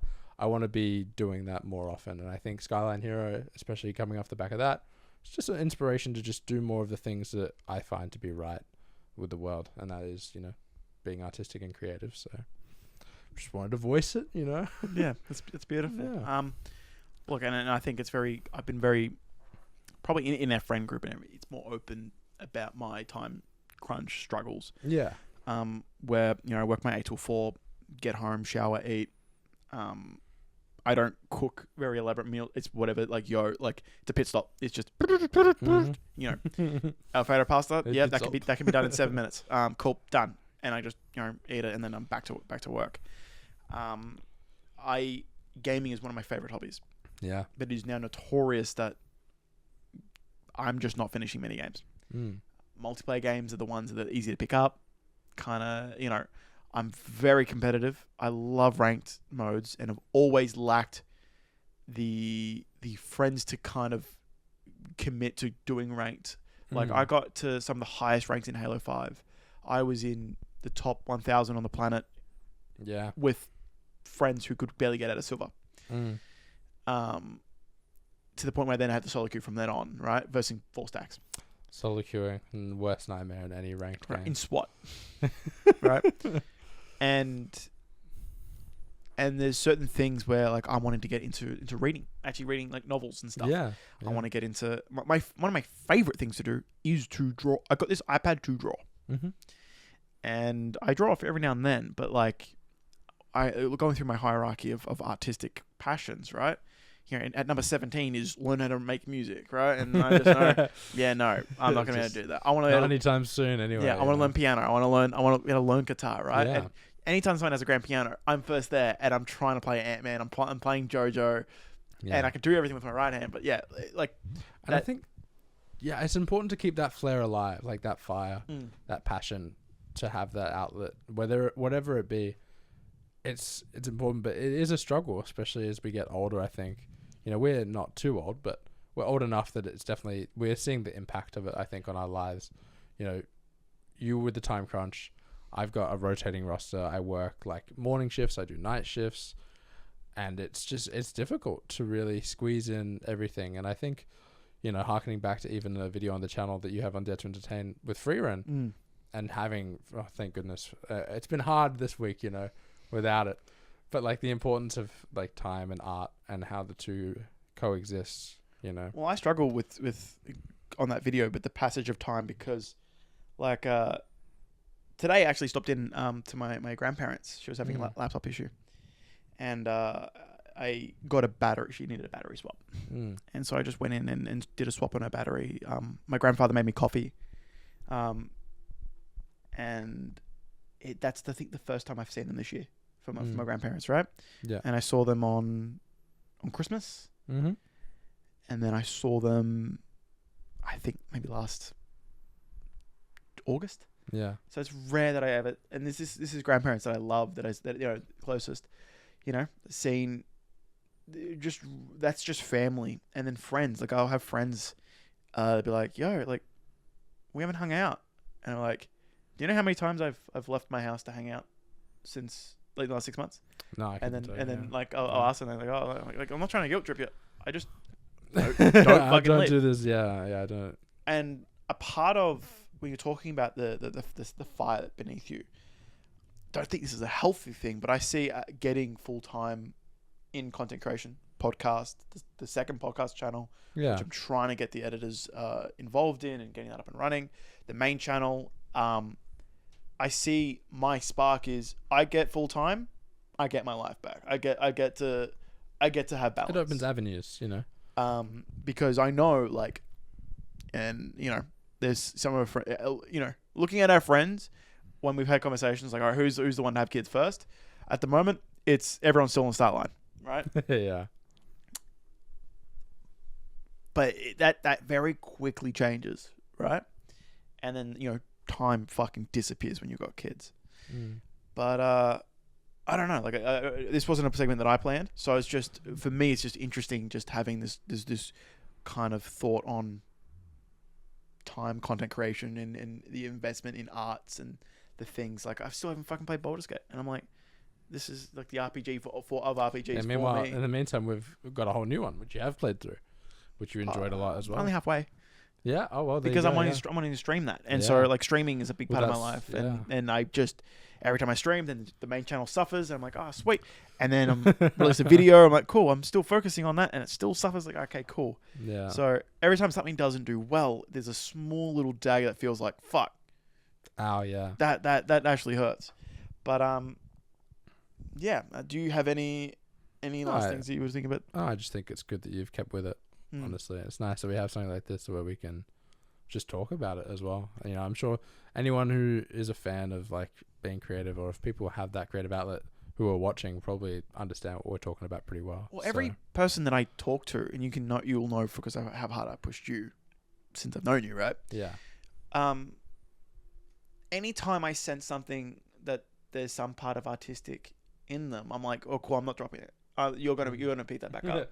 Yeah, exactly. Right? And some people be like, oh, I did make content. I'm like, well, cool, start doing it again. Like I wanted that. Yeah, if you enjoyed it, why stop? Yeah, and we'd be drawing, making music, and to see someone else's spark blow out, as much as I respect it. Or cool. The day you played Dark Souls, I was gonna say a Don't Go Hollow Friend reference, but I was like, you won't get it. Yeah. For those who get it, you know. Yeah.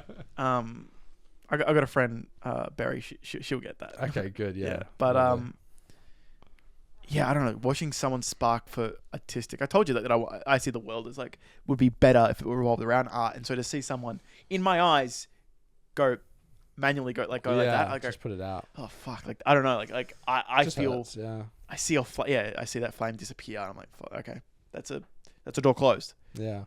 Onto something that I think we're going to start enjoying. We're going to talk about some manga. Yeah. Right. We're at the 1 hour 20 mark, 1 hour 15. If we cut that to start out, cool.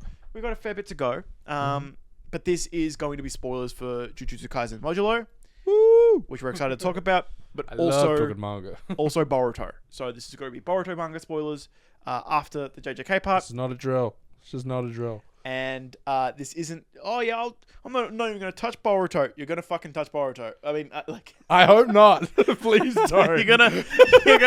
You know that's gonna be a clip one day now, right? You're gonna watch Boruto. Oh, no way. Oh, goodness me. The fact that I did that like Uncle Sam direct to the camera. Oh, goodness. No one's gonna see this, so Yeah. it's fine. And the only person's Crimson who just got to skip it because he goes, "Oh, Boruto," and I hate Modulo. So, Damn. Yeah. what do you think of Modulo? For someone who also consumed that just before the podcast, I did enjoy it. I'm really liking Yuji's role a lot more. The more he gets, the more I'm enjoying it. And the white hair on the cover page. Oh, it looks good. Well, yeah, you like it? Do you like it more than the pink hair? I don't think I do. I get, it needs to change.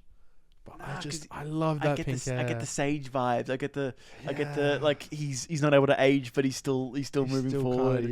It's a distinguished look. You just like it because it's the same color as Gojo. No. Let's not beat around the bush, No. okay?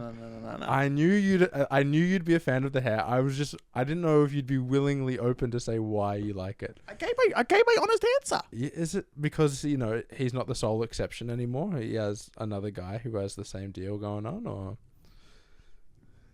That's a good effort, but I'm not going to give it to you. Okay, all right. I'm going to pay that. Well, what are your thoughts about the new chapter? Because you've been simmering with it a bit longer than I have. My take's pretty fresh. So I enjoyed it. Yeah. This has been the exact thing that I've been wanting to be tackled since the beginning. Yeah, it's just more built upon on last week's. Right. Yeah. And this idea of immigration and the idea of cultures and that the Samorians are this fleeing war where their resources were taken by the other tribe on that, where all the Mull was taken, and they've been forced to leave for their survival. Yeah. And the Deborah has basically, through fighting on Earth, has become this warrior of like he now enjoys fighting, and he's a champion of the people. Well, yeah, but he hasn't enjoyed fighting, and the idea of basically his corruption arc of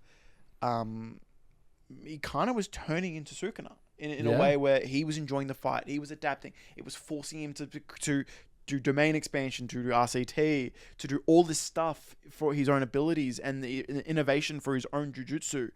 And that's what Earth Combat did. And I feel, because a lot of people are angry right now that the fight ended the way it did. Yeah. To me, I'm like, this could not have ended any other way that I'd be satisfied the only with. other way. Yeah, I was going to say every other ending I could imagine is not as satisfying. Well, because it then goes against the message. So, like, if Deborah wins, then Yuka just dies. Yeah. Right? And what does that say? They say, oh, if you go to another land when you immigrate, just kill their strongest soldier. That's not the message. And if Lex Luthor would think otherwise. Yeah, and if Maharaga wins, it then becomes okay, if you just show military might to any people coming towards you, then that is just, and it would be endorsing that kind of thing of like, this is just what's going to happen, right? Yeah. And Gege is very clearly telling a story about how all these souls, and granted, this has got to be something that evolves over time as the new chapters come out and our understandings deepen. Once we learn more about this group of people, because we don't really know a lot about them. It's more so about the plan. It's about the plan that Maru does. Yeah. Because in it, because they say that the Kalyan and the cursed spirits are similar, but they're different. Where cursed spirits attack. Their natures are different. Yeah, which is again the world building aspect. Yeah. Which I was even last week I was talking about how much I'm enjoying like the world building, like getting better and better, and this week it's just more of the same. So and sorry, there's been a big talk. I can't believe someone said this on Twitter. They said, "Oh, it would have been nice if JJK Modulo wasn't a centrist take on the immigration topic." And I'm like, "What do you mean centrist?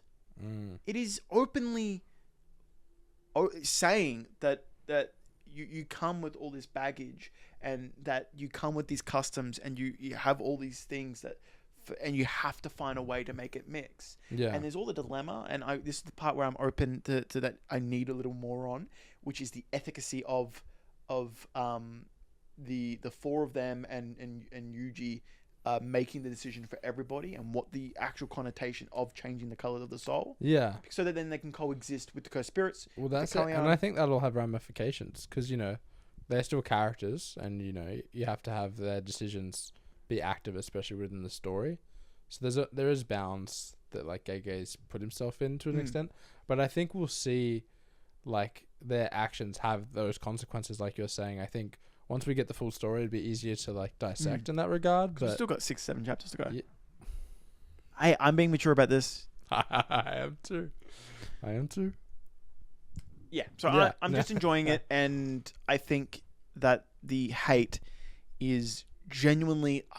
People read leaks, they read the shitty translations, and then they don't even bother further go into JJK fans, man. No one's reading it. Let's be honest. Everyone's just looking at it, right? The eyes are on it, but no one's actually following. The fight, just the way people talk about it, I can't imagine being Will and trying to actually talk about it other than just cool character fighting, cool character, new ability, cool ability, like fucking. It's not it's like as much as it is a battle shonen, it's much more than that. Yeah. And it's just sad to see it just be. Like, I wish people were just sidelined. talking about the deeper nuance about it, right? And they're not just giving, JJK just has me in the same building Star Wars has me in, and it's just the longer it goes on, the less affiliated with JJK I'm probably going to want to be with people. Yeah, like I'm a JJK fan, but I'm not one of those JJK fans. Like I read it. Yeah, and I don't like having to like say that either. Even when I'm like saying it, it's like I'm a Star Wars fan, but I'm not. But I don't watch Star Wars Theory. I'm not. Bare minimum, please don't watch Star Wars Theory, please. Yeah, and I'm just it's hard. It's hard being in a fandom where you enjoy something so much, especially when it's a story like JJK or Star Wars for that matter, and there's so much nuance and real world issues that come up that you want to be able to discuss, and you just get, but what if Maharaga? And it means when we try and criticize it, if people do try to come up with genuine criticism, you just, I can't even fucking be bothered. It's just draining, yeah. Yeah. And like, because it's just, there are still issues with the main JJK. There are still issues with this.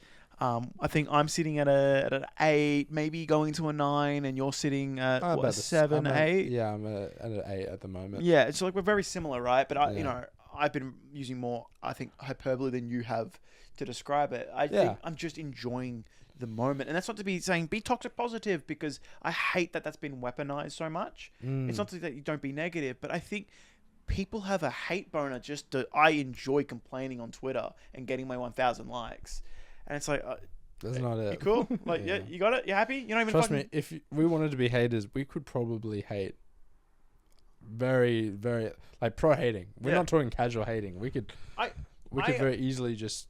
I think the first tear things to shreds. The first episode of Attack on Titan, I think, is the best first episode of any TV show.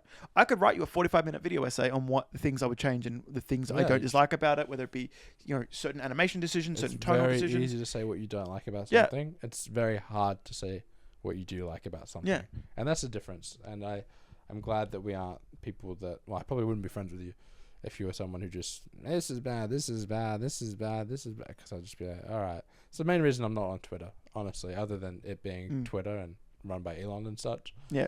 It's like one of the big things that I'm like, that's the space I know I'll end up in. And most of the stuff I'm just going to like get annoyed. I do find it hilarious that this week we have this nuanced thing about the toxicity and everything, about Twitter, why you're not on there. And last week it was magic boobs.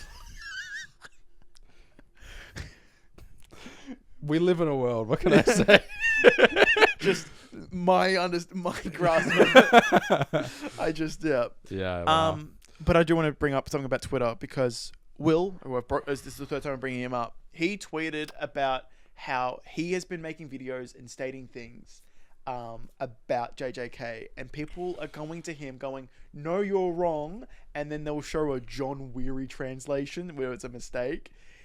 And he's like, can you... That's just gotta hurt. And he's like, because it's official, and it's officially fucking wrong. Yeah, you can't even fault them. Because, like, if you're a fan who's getting into JJK and you see that, I would probably make the same mistake. Yeah. If I wasn't, like... If I didn't know who John Weary was, and I didn't know the translation was wrong, that's a valid, like, thing to happen. Like, you can't even... I feel for Will, because, like, where do you direct... Because John Weary is not going to listen to you. Yeah. He doesn't know who you are. So it's just... So he does this tweet. Today in JJK fandom, people quoting John Weary mistranslations to prove me wrong, to show me their point, right? Mm-hmm. I then quote tweet manga. So, Will, and I go, I saw in one of your videos that you claim Gojo can Black Flash, but very clearly he can't. Now, for reference, I am the moderator in his Discord of 21,000 or 20,000. And because my name starts with C, right? I'm at the top of the server. Anytime he's asleep and he's offline, my name is first. Yeah.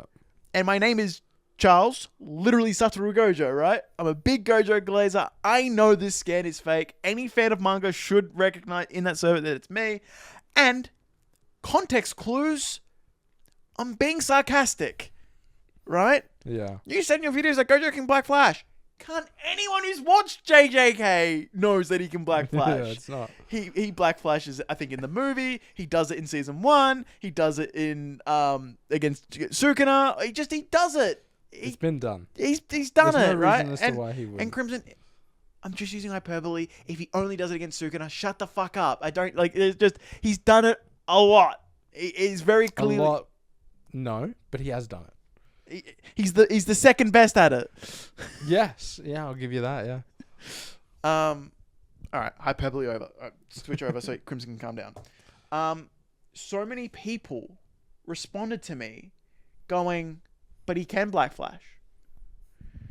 He went, wow, really? And so I never knew. Will responded like this, right? And he ratioed the fuck out of me. Yeah. 300 likes to 50. Someone goes, that's a translation error, blah, blah, blah. And then they're going, I can't believe John Weary strikes again, all this stuff. I'm like, did you not quote tweet yourself saying, are we for real, guys? Like, I started responding to some of the other people going, like, I'm aware. I did play the, do you know who I fucking am? Not really. It's not the way I thought you were going to go, but I mean, it works, I guess. And then someone was like, it'd been funny if you doubled down. I did again. What do I do? I'm like, yeah, no, I'm pretty sure that's the official. Oh, no, I didn't do that. No. As a Gojo Glazer, I needed to prop him back up. So, but yeah, so we're happy with the latest chapter. There's like 6 left. And 8 left. the nuance I think a lot of things we said about Modulo could be transferred over and said about Blue Vortex as well. Yep, Blue Vortex time. Yeah.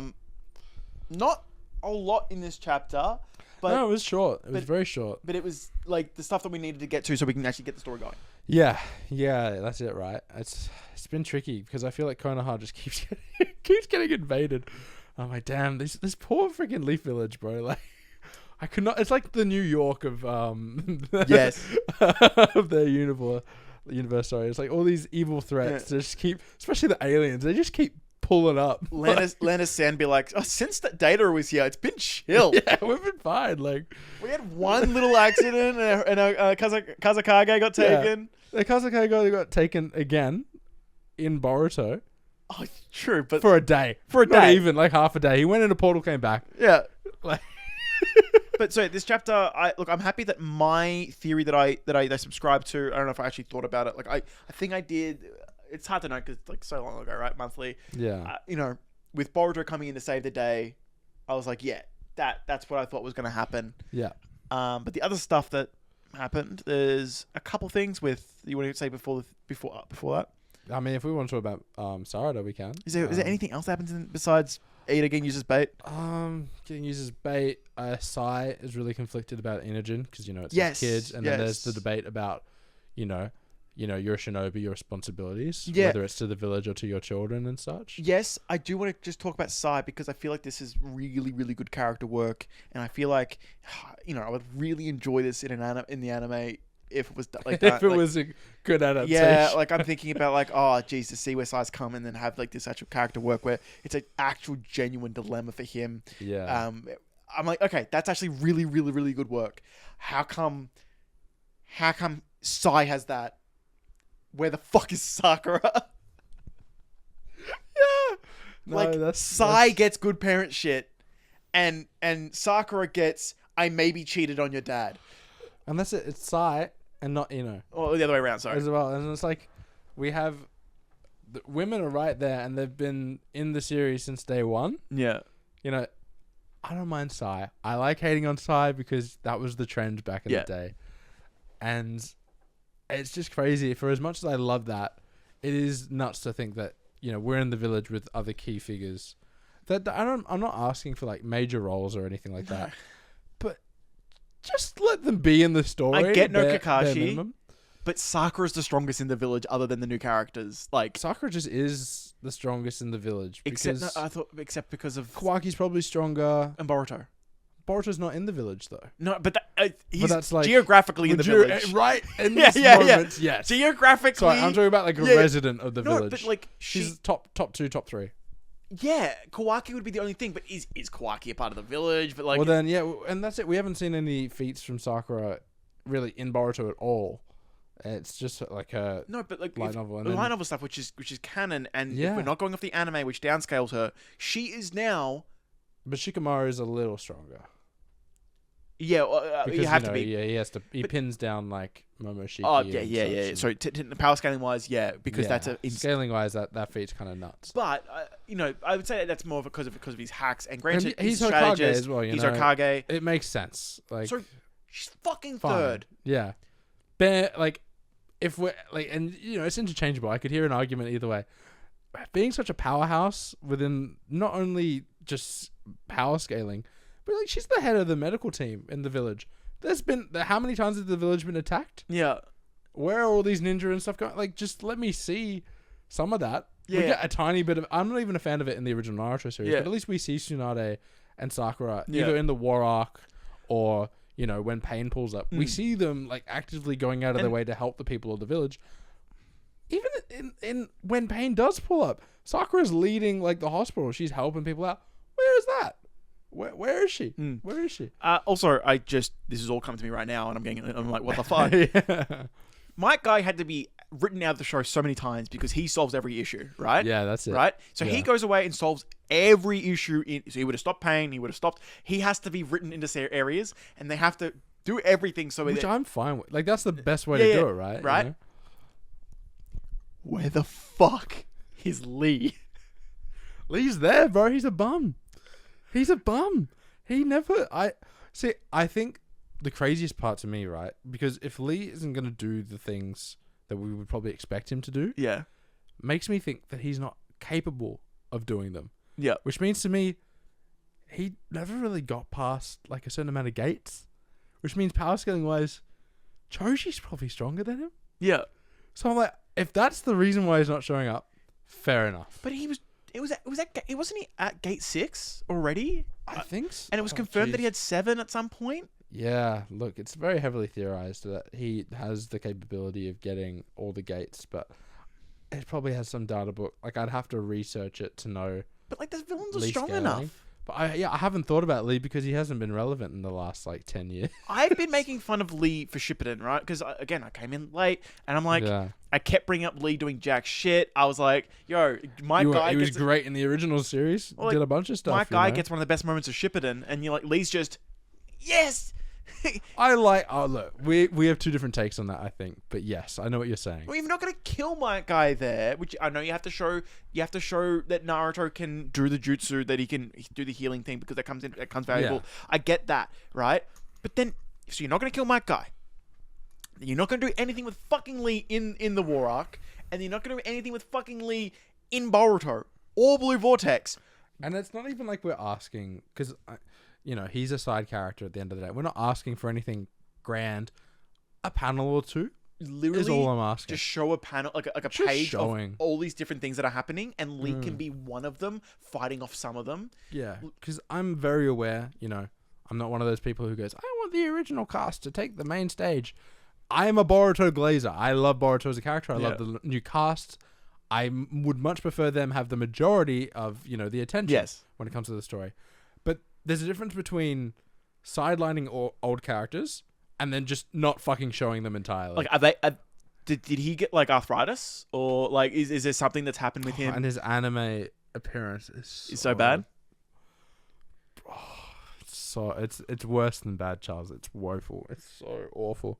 Actually, matter of fact, most of the characters, it just makes no sense that like just look worse than the anime. So the time jump is equivalent to when you have characters in their 60s and 70s fighting. Yeah. When Orochimaru comes. Oh or yeah, Pain you got comes, all these old geezers and fighting throughout Naruto as the series, and even like Shippuden OG. To not have, and I get it. Like, most of my issues with Boruto are that all of the issues with Shippuden had to be fixed in light novels, where you're like, I wanted to see Kakashi as Hokage. I wanted to see that, and I wanted to see Naruto become Hokage. And in the manga, fine, no issues with the manga. Yeah, anime, it's cool. Dog shit. I'm not gonna. The last 7 episodes. That's fair enough. And then it ends. There's a reason I skipped through them with you. I'm like, what are we doing here? I want to see him become Hokage. He does. In the last frame, in the intro, it shows that frame, and I'm like, that's because I see Tech. He goes, "Oh, see that he doesn't become," and he never says it. He always goes, he shows the manga. I'm like, but if you go by the anime, it's just the wedding. Yeah, anime only is it's rough. He doesn't become Hokage. It's just the end of the intro where he's got his bloody cape flying. Which there's a whole bunch of reasons as to why that is, without going into it, but. Yeah, the anime is a whole other beast because... Yeah, but then you get to you get to Blue Vortex, and by now, I'm not asking for Kakashi to suddenly take on all of these by himself, no. But he has things that would help. It almost becomes... And Ikimoto said he's got plans for Kakashi. That's it, right? It's like, I'm holding out for Kakashi specifically, because he hasn't shown up at all. Yeah.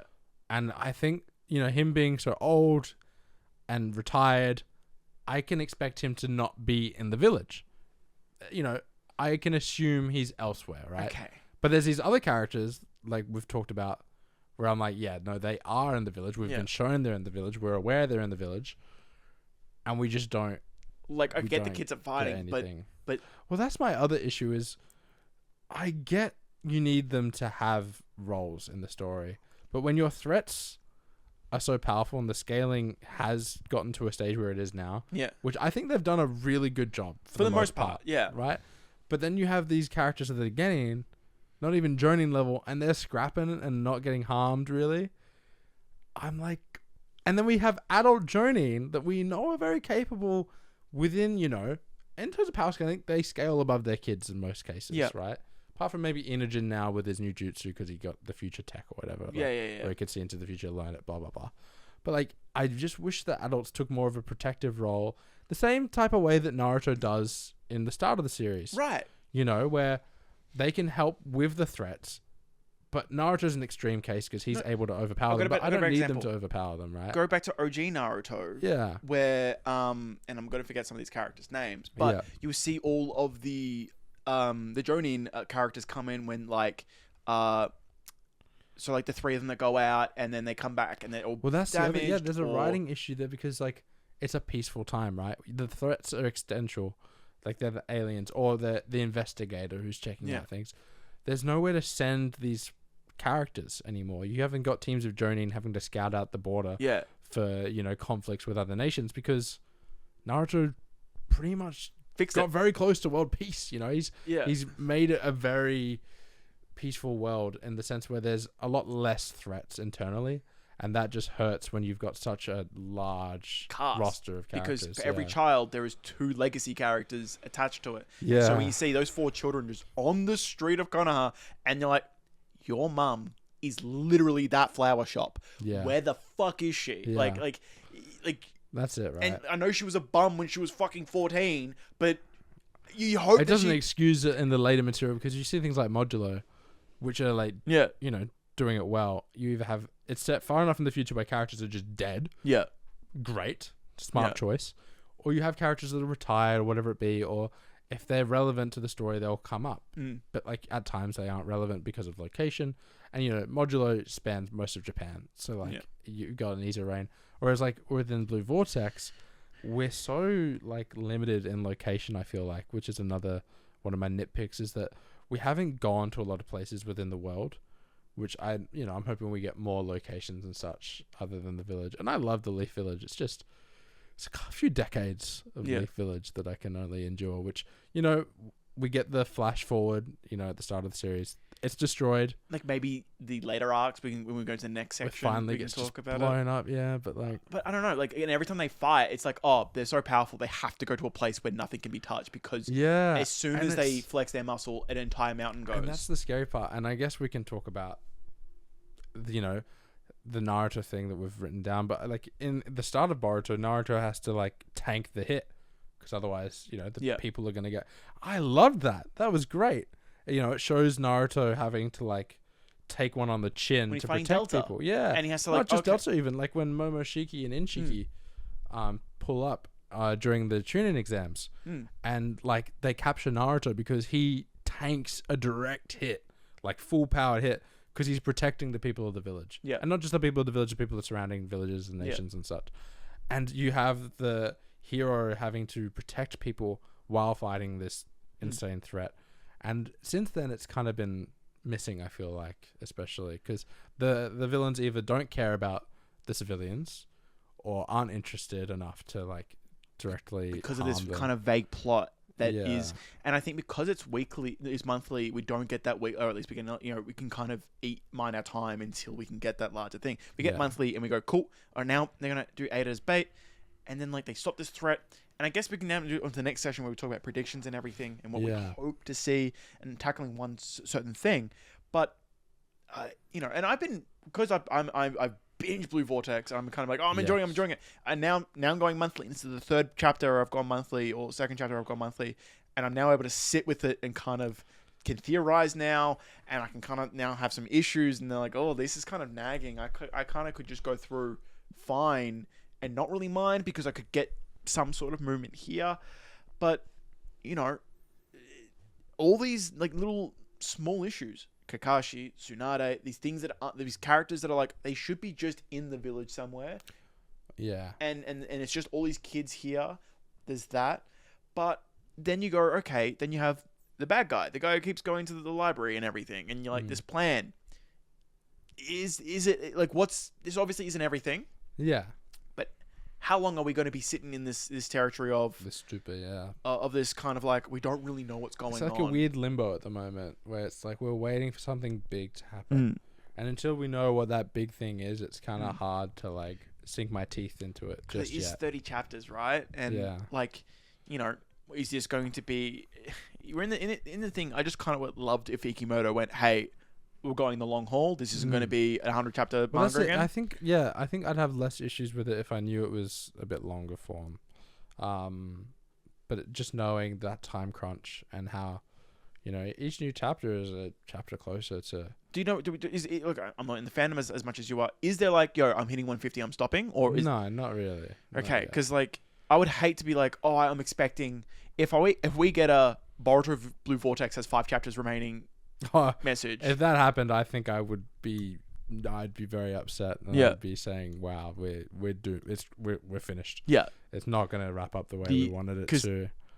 There's in my so head, much that they'd need to like conclude. They wouldn't be able to, Yeah, it's just like I want to do a video on this exact topic, which is about the handling of killing off of characters and legacy characters. Ooh. Before we do that prediction, we haven't talked too much about the actual chapter that released. Oh, because we haven't talked about. Yeah, we did get sidelined and derailed a little bit there. I did want to quickly ask you what you thought about. Yeah, pause on everything. Yeah. All right. Predictions coming. Just hold on. Yeah. But Sarada. Yes. Her Sharingan, being the Mangekyo, we all knew it was gonna eventually run into the blindness issue. Yes. Right. Some people are happy that it's shown up. Some people aren't happy. There's a lot of thoughts about it at the moment. I just wanted to hear what your thoughts are on the matter. Because I haven't been sitting here theorizing, I didn't have expectations of like, oh, it has to be X or Y. I kind of was just like, it's just so good. I'm liking this, right? So some people were talking about how they're disappointed that because, and I know it's anime canon that she's got horrible chakra control, but unsure if that's actually. It's a theory at best. No, in anime it's canon. Oh god! Yeah, in anime, it's canon. There's a whole like bit where she can't control the chakra, which doesn't make sense considering Sakura is the best at it, and Sasuke is able to like second best probably. Or he can channel his chakra to do things where he does the stuff with Naruto, which no one else can really do. Period. Only him, and if Sakura his synergy with other chakra natures. No one else. So they're the top 2 in the verse in chakra control. You would think their daughter, who's a prodigy, would also be able to do chakra control. And if she's not, at least have a storyline in the manga at the bare minimum. Yeah. So like exploring that, So the thing about my thoughts about this are, with how busted they are, the blindness had to be kicking in. Sasuke after the 5th. The five Kage Summit. Yeah. He was experiencing it after he was used Amaterasu. Plus the other eye used. Well, he had flame control. So he was able to control the Amaterasu. Right. And then he also had the Susanoo. Yeah. And then he had Susanoo, which he did. And then by the time he hit the water with Kakashi and everything, he was already really experiencing blindness, right? You can see how those eyes are looking. They're fading. He also used the Susanoo against Danzo, right? Yeah. And so he was really going hard. Overused it, like, extremely. Yeah. Right out the gate. Yeah. And that fucking ability isn't very good. So you can think, okay, you've got that. You've got then ability. It's probably the best ability. It's good on paper. Fire that never can be extinguished. Fire that can burn fire. Yeah. Cool, right? Really cool. Indestructible defense until, later on in the series when it isn't indestructible. But, at the time, nothing could pierce it. You're like, whoa, that's OP. And a defense is stronger than Gaara's? Yeah. Like, excuse me? Yeah. Yeah. Crazy at the time. Which now we have something even more crazy, but relevant again within the scaling of the current verse, which is Sarada's black holes. Yes, where anything she sees, she can manipulate. Yeah, which is, I think, design-wise cool. The panel amazing. Yeah, everything here with their blindness, I'm really liking it.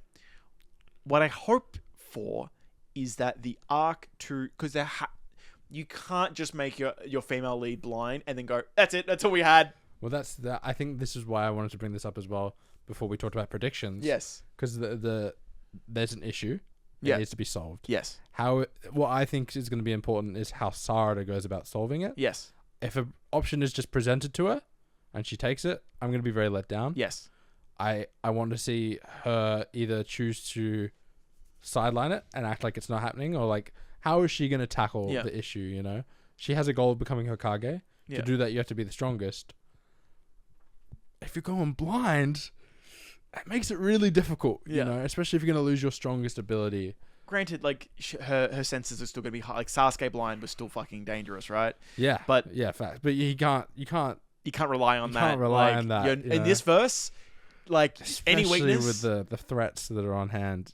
Like, Sarada is barely staying. Sarada in OG Naruto, relevant. yeah, she fucking clears, right? yeah, light Like, work. Not even shipping it, she just clears. She just clears, yeah. In this verse, like, guy, you have people who can turn into Ant-Man and then punch a mountain. Like, I'm sorry, like, you being blind is going to be a hindrance. So, I just want to rapid fire because I've been in the space a lot of just people talking. Ninja Tools with old mate. Is it Ado? I forgot his name. Is it Ado? Yeah. Him making ninja tools and being able to replicate eyes. It's known in the verse you can replicate eyes, and because you can make them. Yeah, he can fix them up. It's a very common theory at the moment, which is the main thing I'm seeing as well. Which I won't hate that. I just want her to go to him. I don't want him to be like, I knew you were going to be going blind, so I made these just in case. Yeah. These will put you up to par with someone like Kawaki. I'm like, I don't want that. Yeah. You want her like, hey, I need this. And if it goes towards his plans later on, it might be better. But I still want Sarada to take that role. Initiative, be active protagonist. There's another one that I don't mind. And I heard this in the Nick Connor video. And I kind of like this. But it would have to do some, I wouldn't say retconning. I would have to backtracking and going in, which would be that her and Sakura have been prior working on this and are working on it, and then she has the ceiling, the seal, 100 heals, and she becomes but Nick did bring up a good point of just turning her into another heal bot when she has all these she's a brawler, she's more like Sasuke, and then you go, oh yeah, but she also heals, and she's now the healing. I think it'd be see, the way you can do it is if it's self heals only. If she struggles to heal others, like the RCT type thing, right? Yeah. Like the Gojo. Yeah, because then it's just I'm just storing my chakra to heal myself. Yeah. To heal my current ability so I can continue to fight. Yeah. That's fine then. Yeah. But if they sideline her to just heal botting, that's because that's like the issue. as with Sakura won she was the reason the war arc basically was a win because of her healing and all that kind of stuff, and with Tsunade going away, right? Yeah. She's one of the MVPs, but then it's like, yeah, but when you watch the anime, every 45 episodes, it cuts back to her, and they just reuse the same. It's just, it's so annoying. That's not good. And then, like... You get a snippet where, like, she finally joins up with Naruto. And then she's, like, saving her... And, she, like, literally, the war is in her hands. She saves Naruto. Awesome. Yeah. It doesn't hit as hard because she's been doing that the entire time of just healing everybody. That's it. And then she comes in and just to save... She doesn't even really save Naruto, honestly. It's more the Sage of Six Paths. She keeps him alive for that little period. Keeps him alive, but it's like... The credit a no-name character could basically do the same thing if they were just good at healing jutsu. The fact that it's Sakura, it's kind of... I at least like that she gets the hit on Kaguya at the end. Like, that does make it better for me. But if you... So But she could be better. I'm a Sakura defender, but she could be better. I like the idea that she gets back into the story and gets some motherly something if she's working with Sarada. Where I think that's where she needs to... that's her role in the story, is like, with Sasuke being an absent father... by choice. Yeah. And if that's for his sins of the past, your take is whatever on that. The fact that Sakura is sort of like an absent mother hurts, especially when Sarada is going through so many like issues. Yeah. Especially like she's really struggling. Gone. Yeah, she's really going through it, and like even having Sasuke, that's the other thing. Sasuke's gone. What does Sakura think about this? I was like, I'm gonna let him finish because I just had an epiphany. Was always Sasuke. My goal for the future is and then just to have her we don't know her take on her husband. Sasuke has been missing for 18 months. She's probably used to it, but like she'd be aware that he's like in a tree, right? She would know that, right? I think even if they weren't together, like it's. The LeBron James of the verse is missing. Yeah.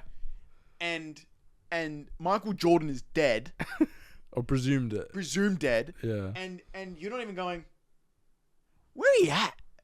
Where, like... Oh, not even presumed, sorry. They do think that I think they said Boruto killed Naruto. Yeah. Sorry, yeah. But then, like, even if they weren't husband-wife, which they've already... The fact that I was off-screened...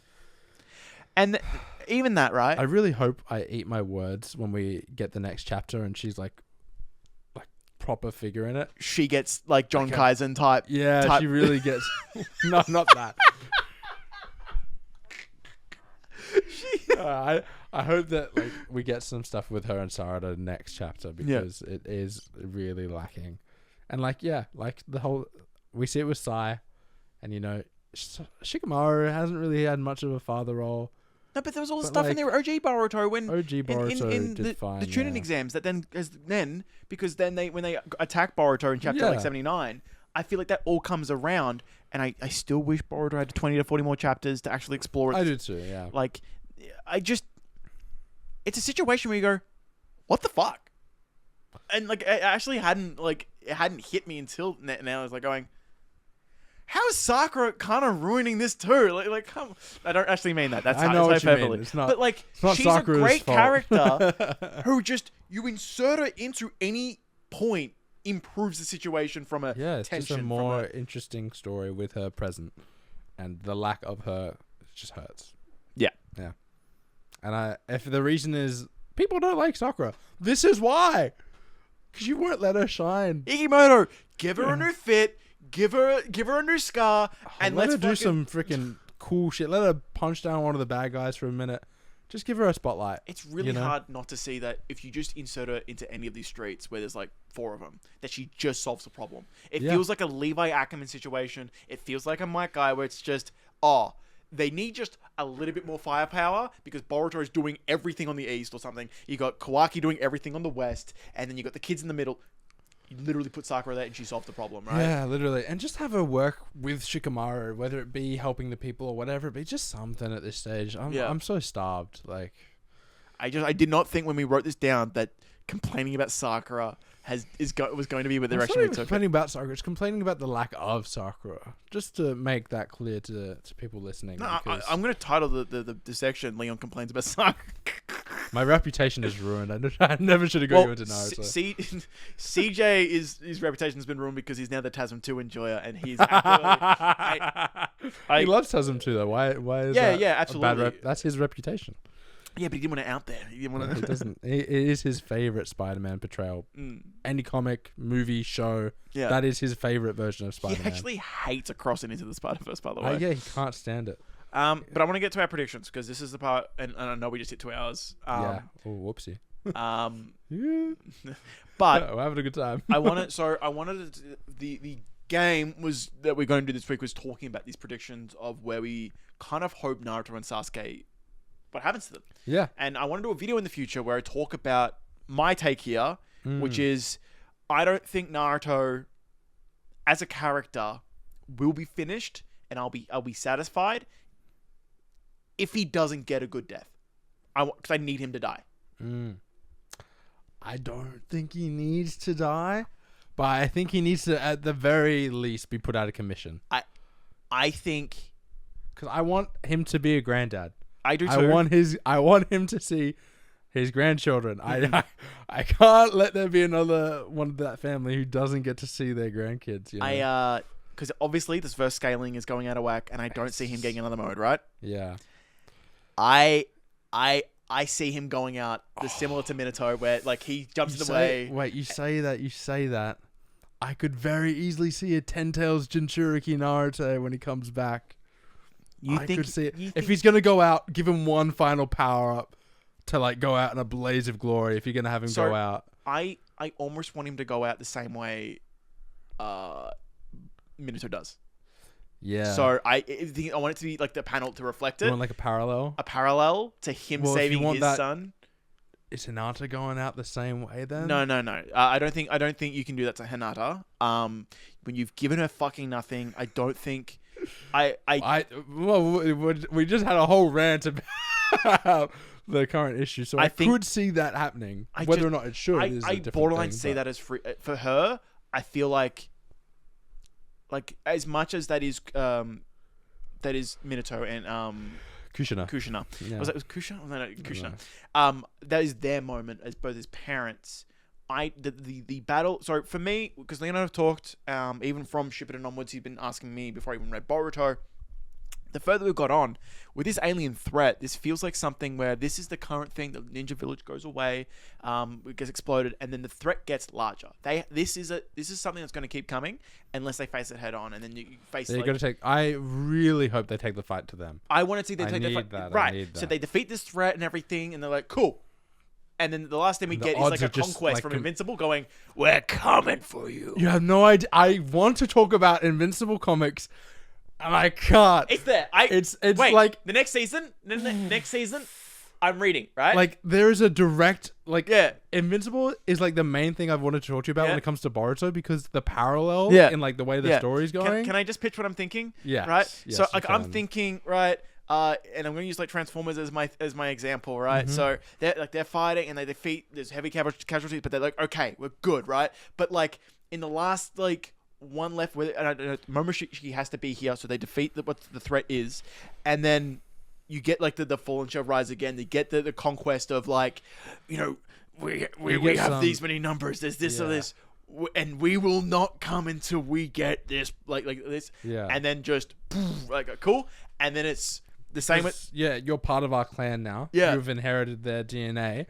The beacon is off. Yeah, it's been alerted. The Earth, like this mission has failed. They're sending more, and you won't be able to stop them. And it's like, stop them.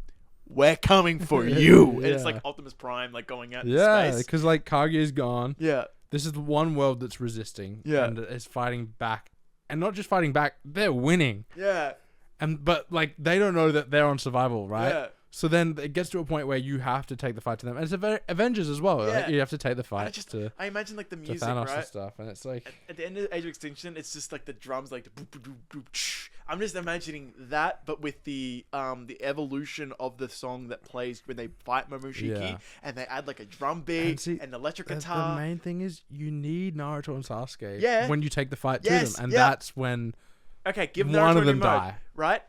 But also, another theory is that somehow with Sasuke's eyes, you're able to like for Sarada. Yeah, I don't like it. I don't know if I like it either, but I do think there needs to be some more payoff there. I do think Sasuke might get healed though when he comes back. Okay, because he will come back, right? Yeah. So once he gets the like revived from the tree, part of me thinks he's gonna get his arm and eye back. And you don't like that? No, I like that. Yeah. If the prediction is that we have this take the fight to them. Yeah. We've powered back up our old MCs. I can hear the music. Yeah. They get a bit more of a power up to like contend. Yeah. They're still weaker than our current MCs, Kawaki and Boruto. Obviously, because they're going to get they can keep up, and they have to work together while Boruto's facing someone, and they can fight the big threat. Have another showdown, dude. Mention Sakura's there as well, and then they both do they all do like their summonings, awesome.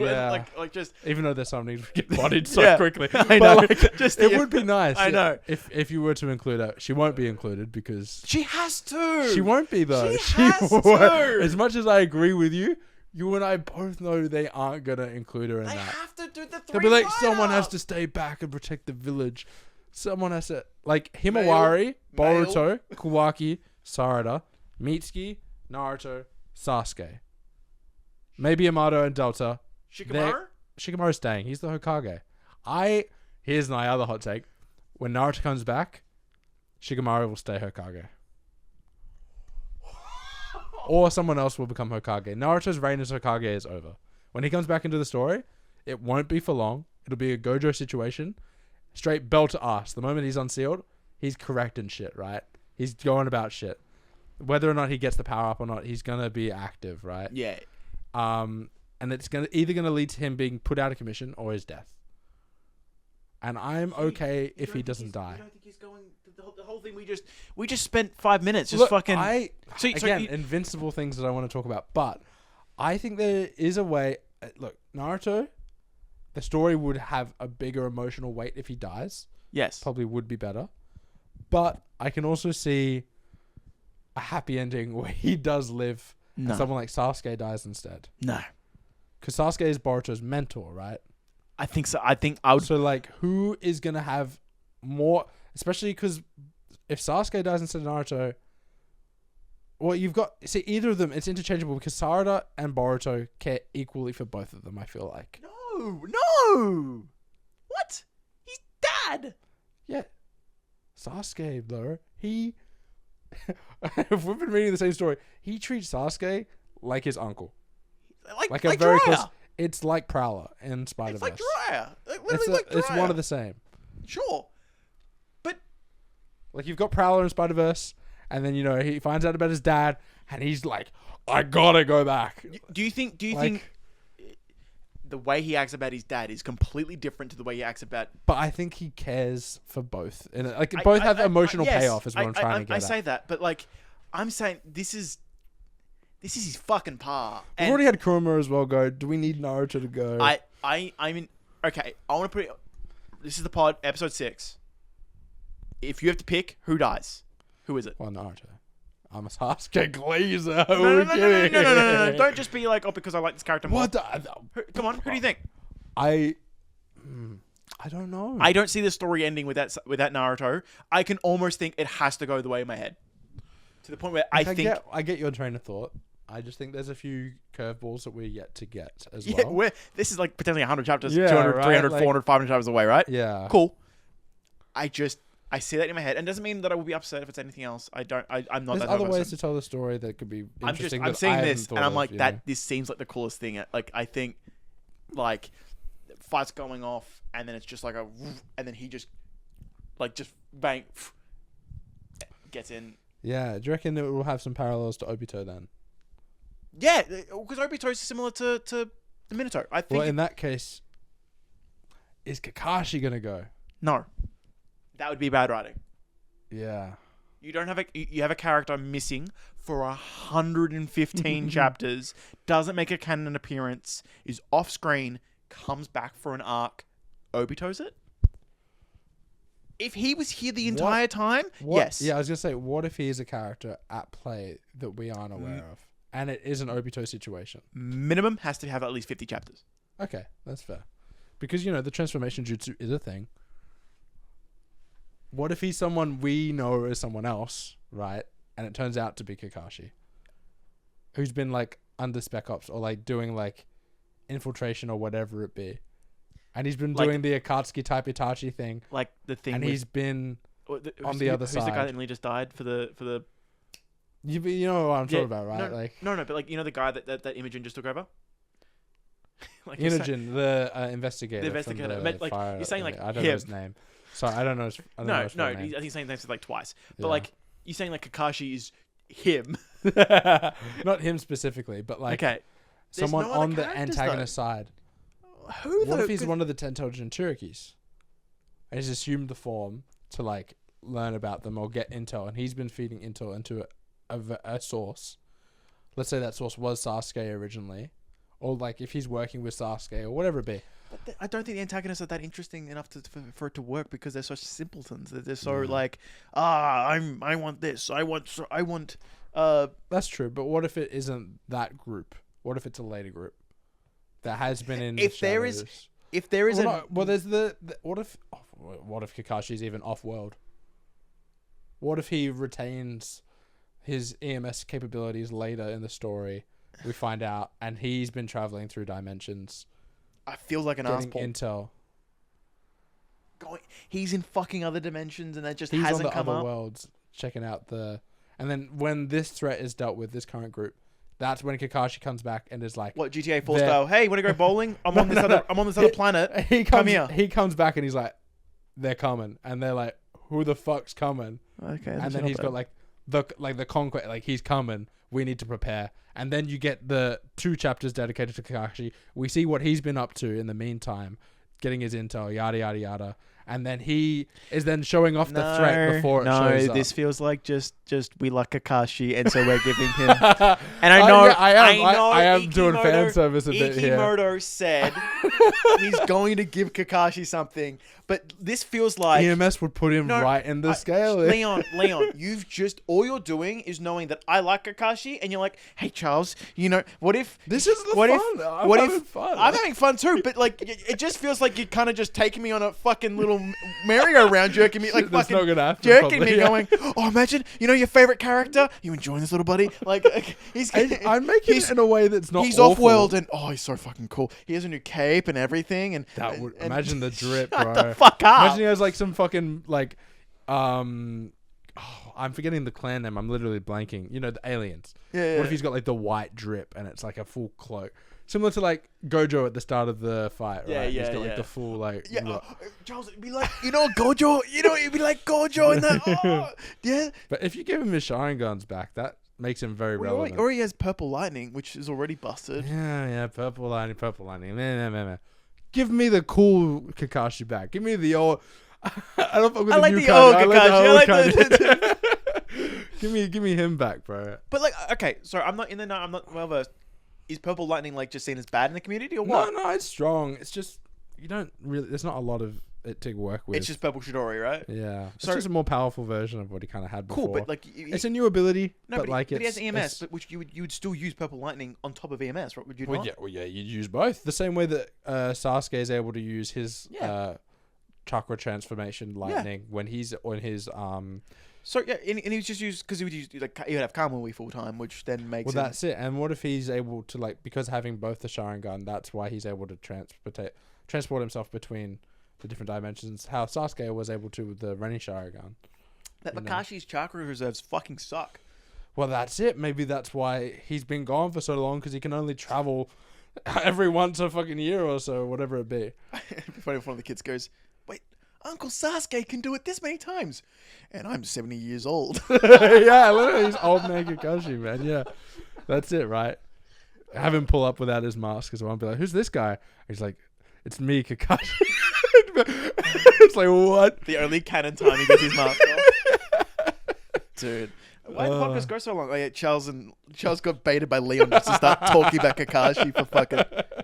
Why not, man? Kakashi's Just saying, in the recording, we're at 2 hours 15, going to Mm. 16. This is the moment where Optimus comes in in Dark of the Moon. You've took all my energy about continuing the podcast and you've just stopped it. Yeah. You know, I see it. Yeah, but okay. You kind of plausible. dodged. You've dodged. How have I dodged? If there is one to die, I really thought I was scot-free as well. no. Who is it? I want you to. I want firm stance. Who's dead? I think Naruto is more likely, like from a story perspective, Mhm. to die than Sasuke. I do think they're interchangeable. Final answer is I do think either of them work. Yeah, I think it do work. I think I see Naruto Naruto's is the bigger. tombstone. Yeah, it's his- just annoying, man. I don't want him. No one wants him to die, which is the worst part. Because even though I think it might be best for the story, I will still be upset. I still will want him. Like I would Am rather I a him live. masochist? Because I think the idea of like It might be because like I don't want him to die as much as I might see it as like a benefit Yeah. for the story. I think it's a net loss for my enjoyment because my goat has to die. Like for me, he has to die. Like for me, I feel the way I feel about Naruto living in the story is the way how you felt about Gojo being revived in JJK. yeah, but I don't have any I know, but like I have no bad when feelings you, about him. back then when it was Yeah. releasing, cast your mind back, Charles. okay. You've sat with it, you've come to terms with it, you've you have a current take Yeah. and you're okay with it, right? Him dying Yes. makes sense. Back then when I'd talk to you on the train rides and we'd call and we'd have 20 different theories of how Gojo would be able to come back next chapter. He's still coming back.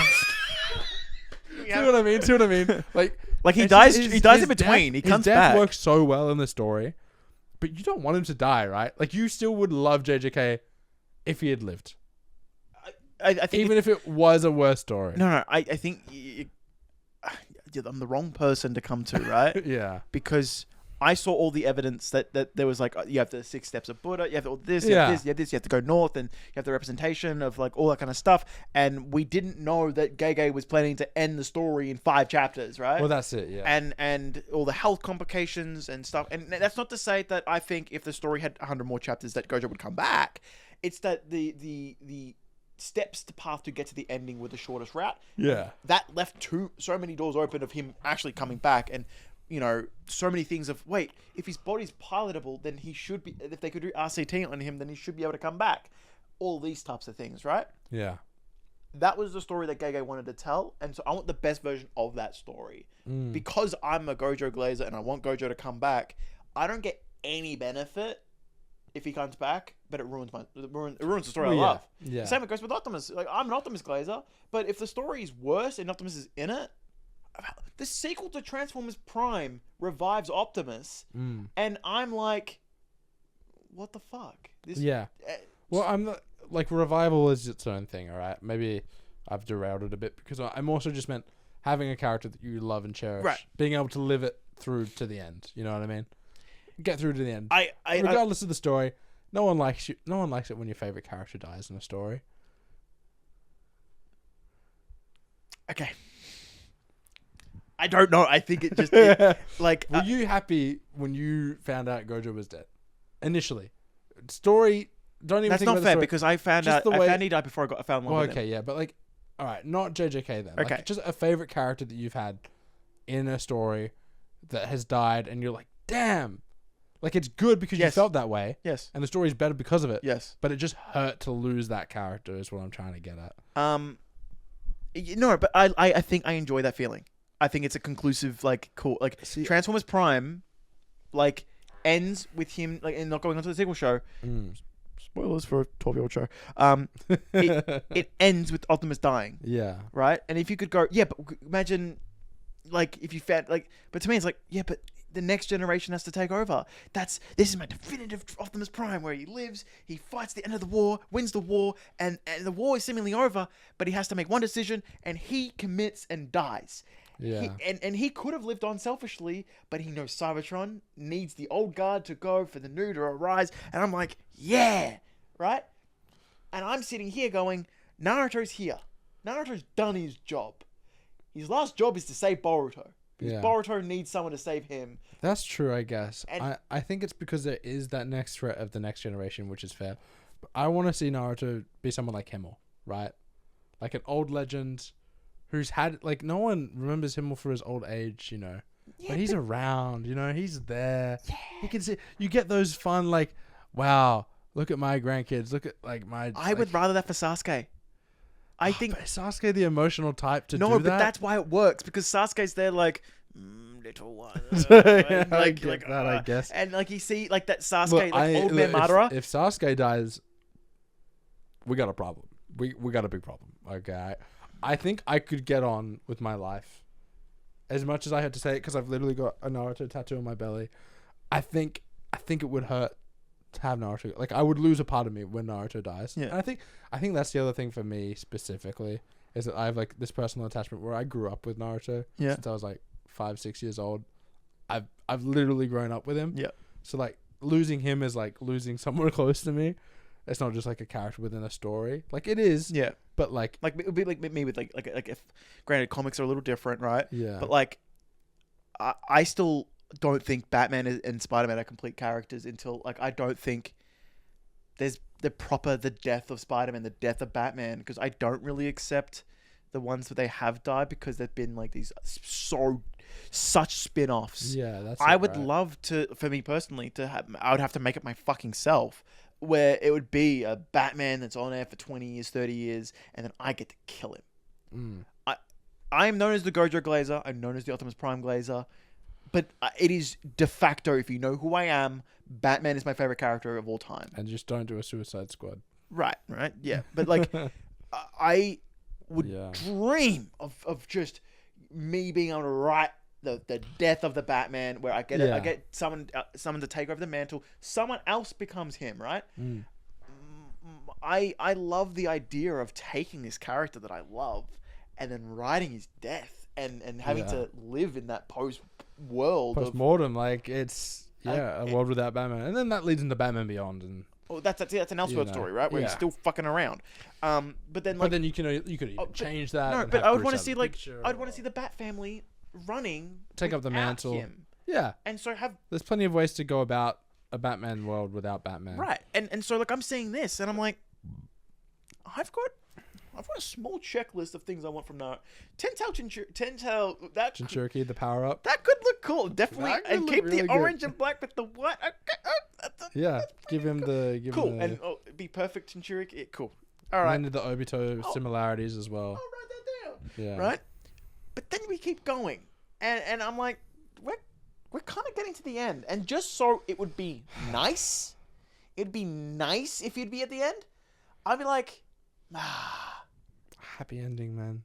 He does get a happy ending. His son and his wife and his daughter are okay. But they're worse off without him. They're better with him in their lives. If he has to make the decision between himself and his kid. Yes, if it's a sacrifice moment. Because he gets to make the same decision as his dad did, where he's like I'm gonna make. As a prior MC, right? I want Naruto to be able to do that and live. Because he does that with barrier mode. Like, we've had that moment, right? So this is the issue. The story continues. He's sealed. Because you've had this moment where he has the sacrifice play to save his kids, right? Kawaki and Boruto. And he does it. But he gets out of it. He gets out of it. So now it's like, if you do it again... Kill him. But it's going to feel awful. Because I'm like, I'm back in the fucking building. I know. But that to me, that's like... He can get out of it again, because it's like Gojo. It's like Gojo when you hit an inventory. He gets like, but it can't happen again, right? Because he comes back. He learns something. He learns reverse curse technique, and now he's in the same spot. He's in his own blood. He does it. He learns something. He doesn't. Yeah. That feeling for 40 chapters of Gojo's coming back, and you're sitting here going, yeah, Naruto's But if we're fine. gonna go down that route, the route of Naruto dying, yeah. I don't want it for the benefit of his kid. I want the turmoil. I want Boruto to be the one that kills him. I want Momoshiki to take over, Sukuna his ass, and take out Naruto. Like, Boruto's already said to Momoshiki, you can have my body. I just need to deal with this fucking threat, right? You think this is the same as In Chain, and just In Chain, bang! Like, bang, got you. I think I would rather that than the sacrifice. I think just the stab in the back from Momoshiki. So you know as like the get back. What do you think? What do you think I'm going to say to that? Because Boruto took him out, right? But it was Naruto who gave him the power of the Rasengan. Yeah. What do you think I'm going to say to that? I think you're a fan of it. You said that, and it tickled my brain. I'm like, yeah. I'm like this guy. This guy might be onto something. I'll start writing that. If you're gonna kill him, I don't want it to be the sacrifice, right? Because it's gonna feel cheap, even if it is done well, executed well. We've already had that. Kuruma died. That's how Kuruma went out. Naruto got an out. He got sealed. If you're gonna kill him off, I want to be inventive with it. I want to have it play on the story, and not be at the finale. But you think? Because then Himawari has something to go off of, and then you can have the way they deal with the grief of losing. Yeah, but they're not going to Naruto. give her an arc. But they could. It's a female character. They could.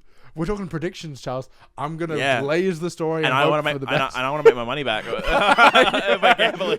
There's no money here. We're talking about predictions of where we'd like the story to go, not necessarily where we think it will go. Yeah. Okay. I'd love Himawari to get like an arc in the future. Too. I'd love her to have some, time with some flashbacks with Hinata and even Naruto and. Like, you gave her a color page spread, and that is done. So much heavy lifting of, like, giving her, like, some aura. Something like, oh, cool. Or if you're going to have Inogen be this lover, and you're going to have the two, interact, have Ino and Sakura, help out. If only their parents, like, knew each other. Like, yeah, like, if only their parents were, like, best friends or something like that. That'd be crazy. But yeah, without going into that tangent again, I think if you're going to kill Naruto... Boruto or Kawaki needs to be the ones to do it, and I don't see Kawaki doing it. No. Unless Kawaki does his proper fall to the dark side, just changes his outlook, goes so far down a path of what he thinks is right until it becomes twisted and wrong. Yeah. You can't have him be the one to do it. I just don't get any satisfaction from that. I'm like, I just don't think I see anything where I can get to a point where I think... Like, he's already done it, right? So it's like, so if you're talking about doing it something twice, he's the one who sealed it, and then to have him just kill him in the end anyway, it's gonna feel like what's. I'm always thinking that he's trying to save Naruto in that scene, and he gets incapacitated, and then. Well, that's it. What if Kawaki has to fight? Like, what if Kawaki's already fighting Momoshiki, right, in Boruto's body? He's losing. Naruto saves Kawaki, jumps in, tags teams. Holding off Momoshiki and Boruto, but he's pulling his punches because that's his son, right? Yeah. He knows Boruto is his son. Hopefully the thing doesn't work on him. So he's not trying to kill him, and because he's holding back like he did with Sasuke, he's not able to he's not at that level. So he gets got, whether he gets slashed in half like Gojo. Oh no, you know what would be even worse? Through the head. If it's bit by bit. Oh, that would suck. So he's fighting like limb off. Don't do that to and me, then he's like no, and he's got like especially if everyone's watching as well. Yeah, like. and then he's like they're fighting, and it's like that. He's like this, and then it's the Minato, the other arm, and then it's or like a leg, and he's like got a chakra legs, and he's like a tail. It's like it's forming as a leg, and he's like this, and he's still fighting. But then, why stop there? Why not have Sasuke and Naruto fight Momoshiki Boruto? And they both die. Stop. You gotta turn me. My transformation is just turning into Fujimoto. No, I don't. I think have Sasuke live still, but on death's door, right? Yeah. You know. You give him his eyes and arms back just to take him away again. That one Baki panel where it's the dude in the bed with no limbs. And I think you can damage Sasuke. And I don't know. Maybe do have it just Boruto versus Naruto. Sasuke's been a jobber all of Boruto, and he just keeps getting beaten up. Poor guy, man. I still think he should have won against Code, but that's just anyway. Naruto versus Boruto would do headlines as well. Like from a marketing standpoint, that's big. Like imagine being like, Naruto versus Boruto, new chapter. This the talk would. That is 10% of the hype of Gojo vs Sukuna. Like that. I'd say it's much bigger, considering the impact. Gojo's not in it, so it's just. Glazing aside, the name of Naruto is bigger than I know. So Naruto versus Boruto, not only would you summon the OG Naruto defenders who despise Boruto, they would be there. They would, you've got two sides, you've got two crowds. Yeah, you've got the new Boruto people. But everyone's cheering for Naruto because, Boruto's not in control. Yeah. But maybe while Naruto's having this fight, someone else is in this background scenes trying to figure out how to get Boruto his control back over the body or whatever it be, or separate the two, or something akin to it. Yeah. I think if you're going to have him go, though, that's how I would do it. Okay. Like, that's my prediction. If Naruto goes, that's how he's going. Well, we have so much good material here. I fucking want this to be a separate video on the second channel because I know that this, I think I've said enough to look. If you wanna make that video and like me bring in a chair and we sit here, that's fine. You sit as like a lawyer going, no, you can't say that. Yeah. No, defense won't accept that. Yeah, no. And you just have to like just black line like no, it's into the script going, yeah. I'm like, Leon, you've blacked out this whole part where I describe exactly how he's delimbed, and you're like, it's just not gonna work like that. You need to do it like X, Y, and Z. That's not acceptable. No. But holy shit, this is gonna crack 2:30. I'm so sorry. It's your fault. It is my fault. I'm apologizing. Yeah.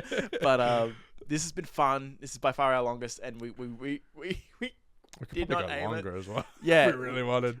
I think there was about 6 topics in this podcast where I went, I can't actually go into it. Yeah, same. I was like, I gotta stop talking. Like, fuck. We do just keep spiraling, don't we? Yep, because we didn't even do the intro. No. Which, granted, Crimson's like, it's fucking cringe, bro. You guys cringe, grow off tree, like just going off at us. So I'm like, we're two white guys doing a podcast.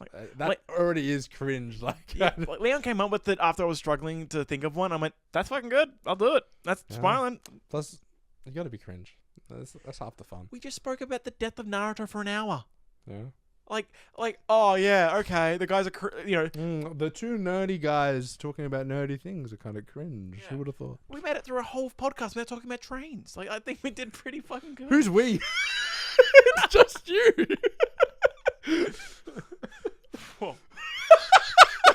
Sorry, I didn't mean to attack you like that.